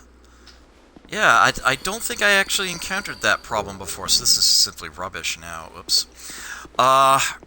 So that chest does have a trap. It's some kind of like a red beacon thing. When you open it, it immediately wakes up every single spider in the room to come chase you. So yeah, that's not a good thing. What was in that chest, though, Skippy? Do you remember? 20 heavy crossbow bolts. Ah. So... Right. I don't care. Yeah. But yeah, that is, still unfortunate that that happened. I didn't even realize that that would happen. That does not happen in vanilla, I'll tell you that much right now. That is a scholar thing that happens. Yeah, it's based on how the enemies can blow up a chest but good. So I think if the spider drops hard enough, it'll actually blow up the chest before you get a chance to open it. So I was trying to shoot the spider overhead, but I guess that's what triggered it. We have an item here. So, the boss fight is through that door, but before we do that... There it is. Usually a message here telling you of this. Little side route here. Scholar added this extra spider in here because Scholar hates you.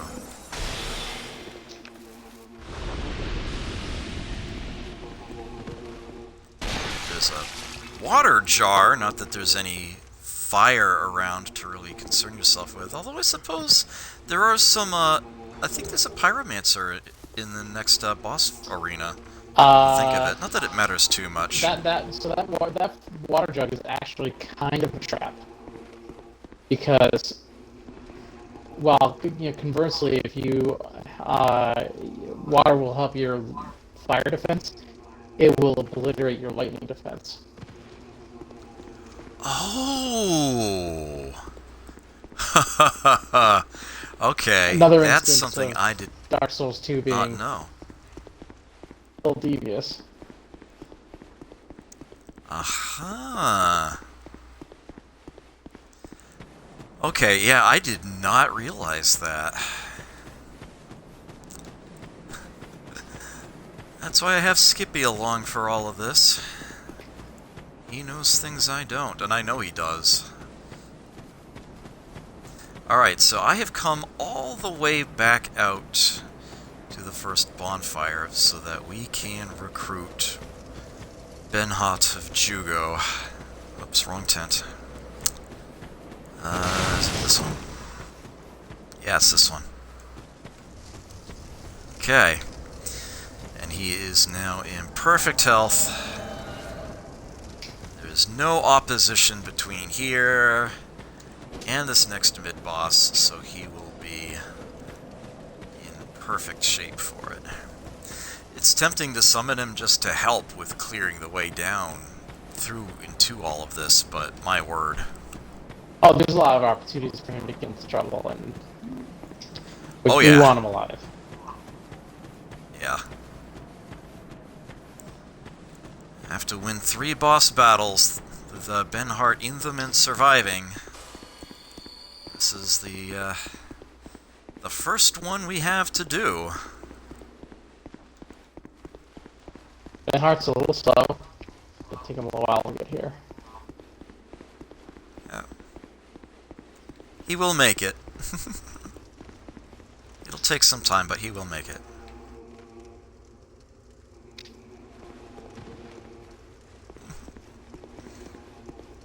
Yeah, there he is.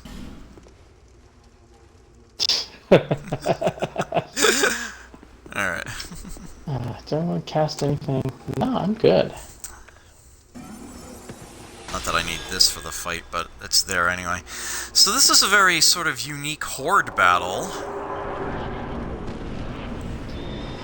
Meet the Congregation and the Prowling Magus. Thankfully, I'm a bit, well endowed, magically speaking.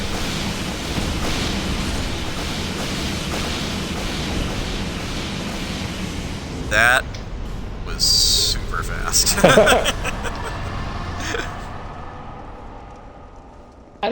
So Heavenly Thunder, I don't get an opportunity to use quite often, but that's the right place for it. Right, so you actually need to eliminate every enemy in there. The Congregation health bar is for literally everybody except for the one guy leading the ritual, the one with the funky headgear on. Yeah, the one wearing this, the Warlock mask. Yeah, that's the Prowling Magus, and as you saw, I targeted them right away with my Soul Spears.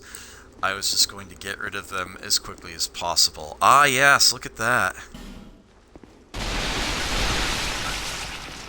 Yeah, if you roll in those, you're gonna get you're gonna have an issue with those clerics. They're gonna be doing some lightning slinging of their own. Pyromancies can be useful. Anything with a large area of effect. One thing I do like to use, if I didn't have Skippy here, that's probably the approach I would have taken, is just use, like, Lingering Flame or Flame Swath. And try to deal with all of the other peons that are bowing on the floor at the start of the fight, right then and there at the start of the fight, so I wouldn't have to worry about them anymore. But given that I did bring along partners, it's like, okay, I know that the peons are going to be chopped through relatively quickly. I need to deal with the magus. So I just gave him everything I had to get him out of the equation as quickly as possible. And then it was just a matter of finishing off the clerics. But yeah, what spell was that you used, Skippy? Heavenly Thunder. Nice, yeah. Yeah, if you're taking the Cleric Lightning approach, that's a good place to use it. The Firestorm and Chaos Storm Pyromancies, of course, are a crapshoot, but they will hit a very large area inside of here. This is one of those cases where you're not trapped in with the enemies are trapped in with you. If you are going pure physical, it can actually be a tougher battle, especially if your resistances to like magic and lightning are horrible. The Sanityr Sphere, oddly enough, is actually really useful there because you're running R1. It's a sweeping, spinning blade, and you will cut down. As long as you've got it upgraded enough, you will cut down most of the congregation and start stunning the clerics. Yeah, running two-handed light attack does a few spins around, and that can pwn half the fight right then and there. The clerics tend to be the sticking point. They tend to be the the most challenging part of the fight. We kind of went through them very fast. It helps when you've got 3 people there to deal with the 2 of them. But yeah, assuming you deal with the mages quickly and the peons fall to AoE, whatever area of effect you prefer, you're then basically going to be trying to deal with the clerics. Just don't let them heal. Yeah. If one of them kneels down to heal, make sure you get them backstabbed. That's basically the strat. Every enemy in there is backstabbable and stunnable. Right. We made this seem like an exceedingly easy battle, and we're saying an awful lot about it. But we're saying an awful lot about it for a reason. It's because we made it look exceedingly easy. This is one of those battles that is, like, trivial once you know how to handle it. But if you take the wrong approach, if you forget what you need to do when you come in, you can very easily get overwhelmed. Any situation in this game where you're up against more than one opponent at a time, you can be in very, very deep shit. And as soon as you walk into this room, you are against, 9? Yeah. So it's very, very important to make sure that you get rid of the peons before they get up. And ideally get the magus out of the equation as quickly as possible thereafter. That is my approach anyway, and it seems to work. I think I'm gonna sign off at this point. Seems like a good place this to is actually the best place to do that. Before we actually have to deal with anything further ahead here, we do have a bonfire in short order. Yeah, it's right there, in fact. Go ahead and use this.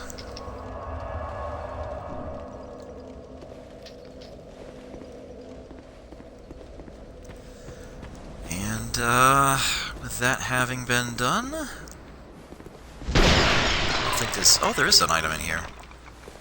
It's just a cracked red eye orb. There is a ladder right here, tucked away.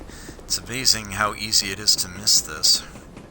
And there's actually an NPC up here. And in Scholar, also a bunch of spiders, because Scholar hates you. But yes, we will be dealing with the spiders first, and then the NPC. take care, Zot. Alright, take care. Yeah, note that the spiders that are on the walls, or would be hanging from the ceiling, there are none in here, thankfully, cannot be locked onto until they move. Doesn't mean you can't shoot them.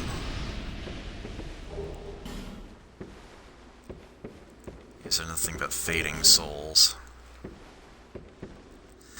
I want to say the old binoculars trick works, although I've not actually spent much time with it. By which I mean, look through the binoculars, put your target in the center of the screen, and then cast a spell, and you'll actually shoot a soul arrow, like an actual physical arrow, aimed at the center of your screen. This is one of those cases where if you have one of those monitors that has a built-in crosshair sight in the center of the screen you can turn on, that will actually be useful. Cleric's small shield, bonfire ascetic, another fading soul. But yeah, the main reason for coming up here is this guy. You might remember Oswald of Kareem from the original game, who looks kind of like this guy. Something seems to be bothering you. Yes, I can tell. It is written upon your face. You have doubts about something you did. I am Cromwell. Regret, anguish, disillusion, bewilderment. What wonderful gifts they are. Together, they are the essence of life. Don't you agree?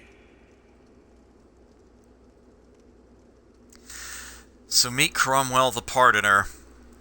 Decidedly less evil cackling than Oswald, but serves much the same purpose.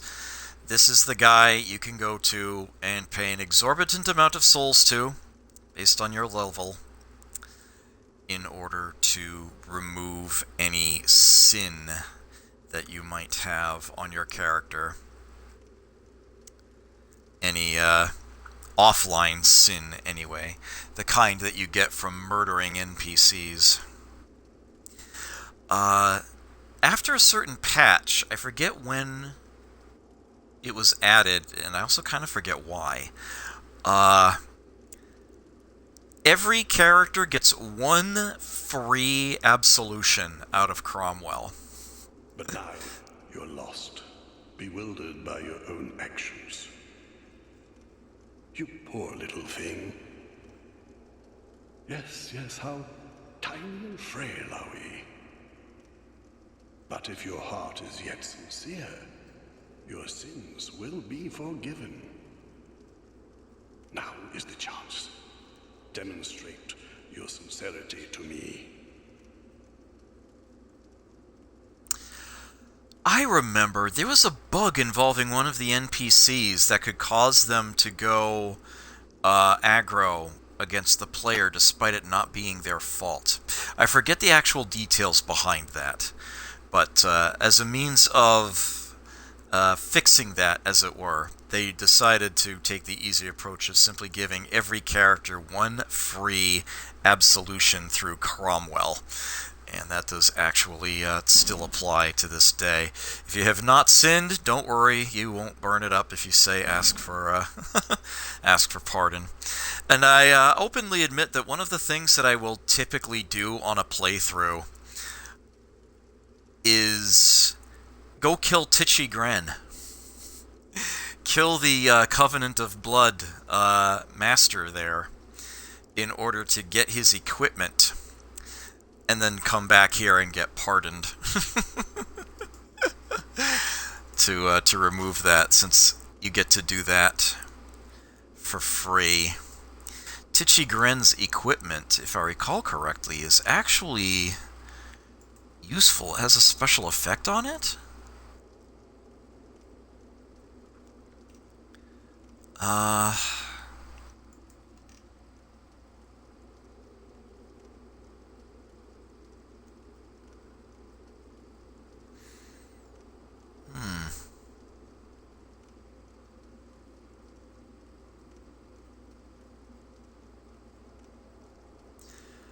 Right.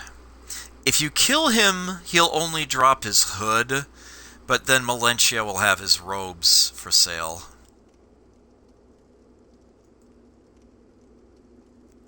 Hood and robes, just 2 pieces. Also, give me a moment, it'll come to me.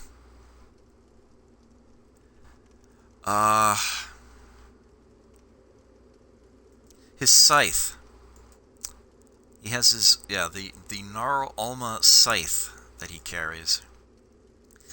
One of the main reasons why you might want to do this, well, A, obviously the little bastard's evil, but B, his hood and his robes both have soul gain boosts on them. Just like the Warlock mask, the Nar Alma hood will also give you a percentage boost to the number of souls you earn. And if you actually put on his robes, that's actually a very big, comparatively, boost to the souls you gain. The hood is like 2.5%. The robes are 10. That's nothing to sneeze at. In comparison, this covetous Silver Serpent Ring +1 that we're carrying, that we've had from ages from Melentia, is a 20% boost. The Silver Serpent Ring without a plus would be 10. But yeah, these things all add up together. You can put on the ring and the Jester's gloves and the robes and either the hood or the Warlock mask Actually, I'm wondering how much of a boost it is on the Warlock mask. I actually don't know off the top of my... It is also 2.5%, okay. Oh, and it also boosts intelligence by 2 while it's worn, something I probably didn't notice because I was trying to swap it in for the Black Hood. So yeah, you can have a head, armor, hand, and ring all boosting the amount of souls you get from each kill. And they all add up. They all add together.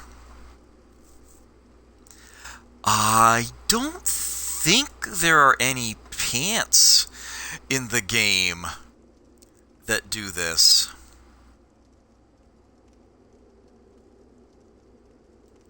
Oddly enough. You'd think with all the other items in the game, you'd think that something would, but I don't think there is. I might be mistaken. I might simply be forgetting.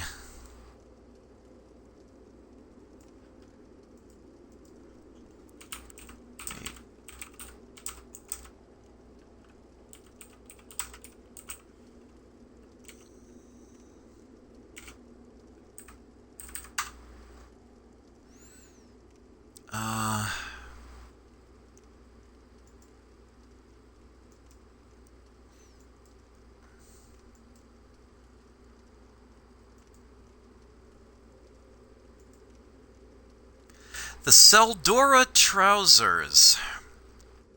So there is one. Okay.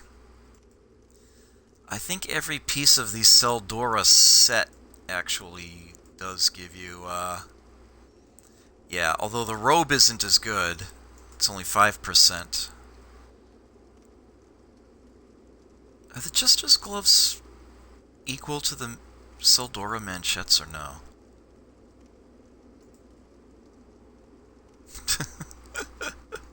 I'm answering these questions on the fly, I know. I should have written these things down in advance.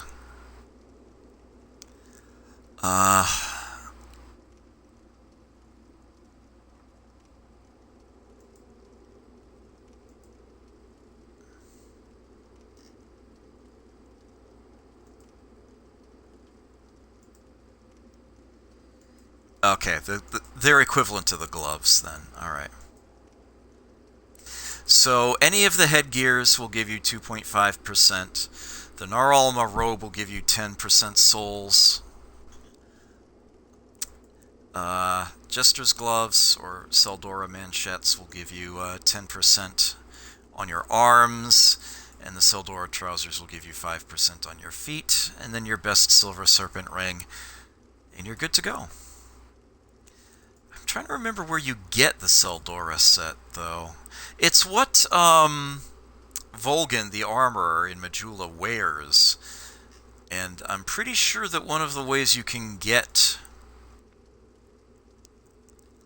yeah,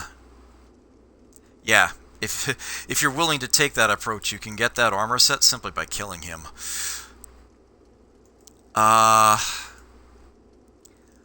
Okay, yeah, there's actually an enemy just up ahead from where we are right now that can drop the Tseldora set pieces. So killing him is not the only way of getting it. But I happen to know it's a popular way of getting it.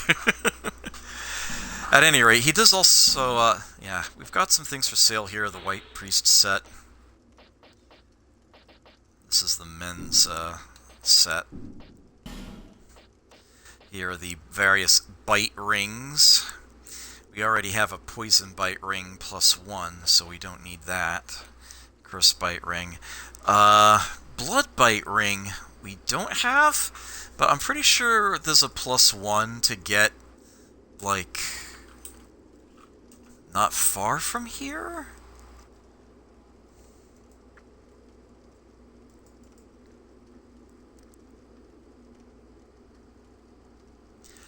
Oh, yes. I actually could have had the Blood Bite Ring +1 by now.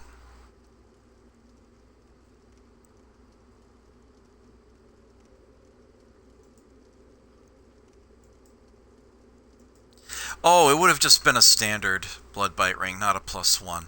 Yeah, getting to rank 1 in the Way of Blue Covenant. If I had stayed in the Way of Blue this whole playthrough, I would have been gaining rank points in it every time I deal with the Red Phantom. All of the NPC invaders count. And I would have rank 1 by now. And the reward for doing that, if you go back and talk to Salden, actually is a Blood Bite Ring. So I could have had it that way. The Blood Bite Ring +1, as it happens, is actually a lot further ahead into the game. A lot closer to the end, as a matter of fact. So I might as well buy that here, if I can't afford this one. Dark Trochees. Whole bunch of miracles. Along with the Hex Scrap of Life. Oh, there's Heavenly Thunder. I forget if that's one that,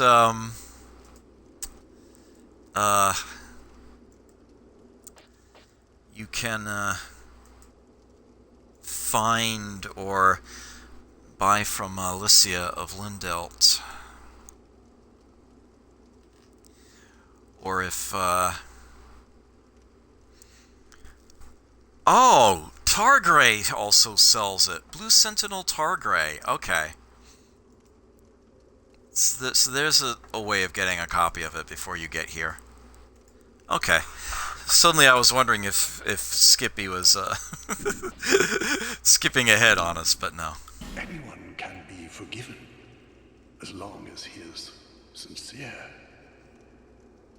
No matter how terrible the sin. Surely, we all deserve mercy. Yes. Anyone can. No, surely. Okay. We must never forget our sins. Okay.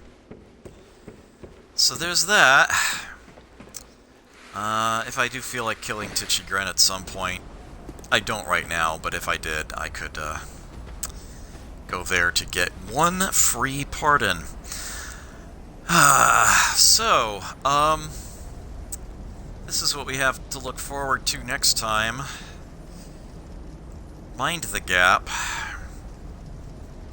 That's instant death if you fall in that. And we'd only have to go in there so that we can go back into there. The next boss that we have to face is deep inside that area. This whole portion of the game is kinda horrible, ain't gonna lie, and Scholar only made it worse. But on the plus side, there is another bonfire down there at the base. And next door to it is an old familiar face that I will be very happy to see again.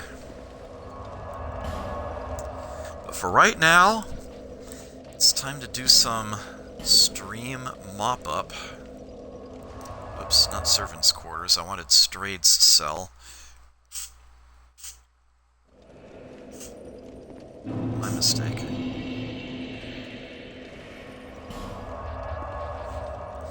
You can tell I should be calling it.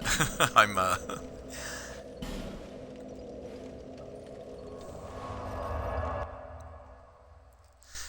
forgetting things.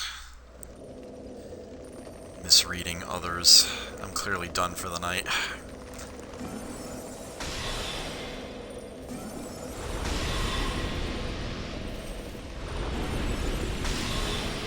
These damn things still haven't been farmed out, huh?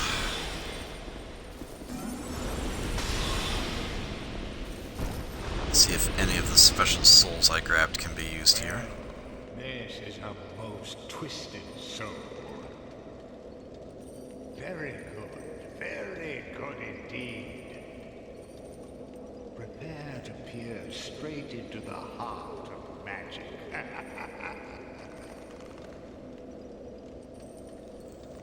Well, we definitely got something. Nothing new there. There, yeah. Scorpionus Najka's soul can be used to claim Soul Shower, And the Royal Rat Authority soul can be used to claim Acid Surge. After all, it did puke up a bunch of acid during that fight. I will trade for both of those.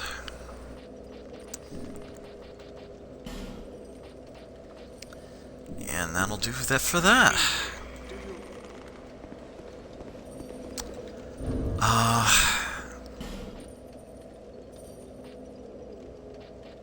Could go back to the crow's nest for that, but I won't bother. Note that unlike every other boss fight in the game, the Prowling Magus and Congregation does not leave behind a unique soul for you. I don't have anything to show you in that department. There simply isn't one.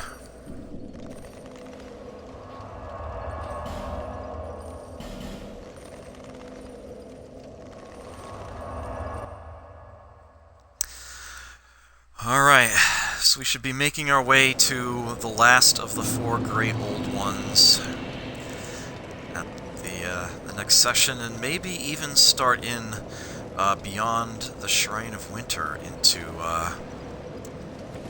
Castle Drang Lake. But for now, I will simply have to settle for bidding you adieu. Till next time, take care. Never forget to play.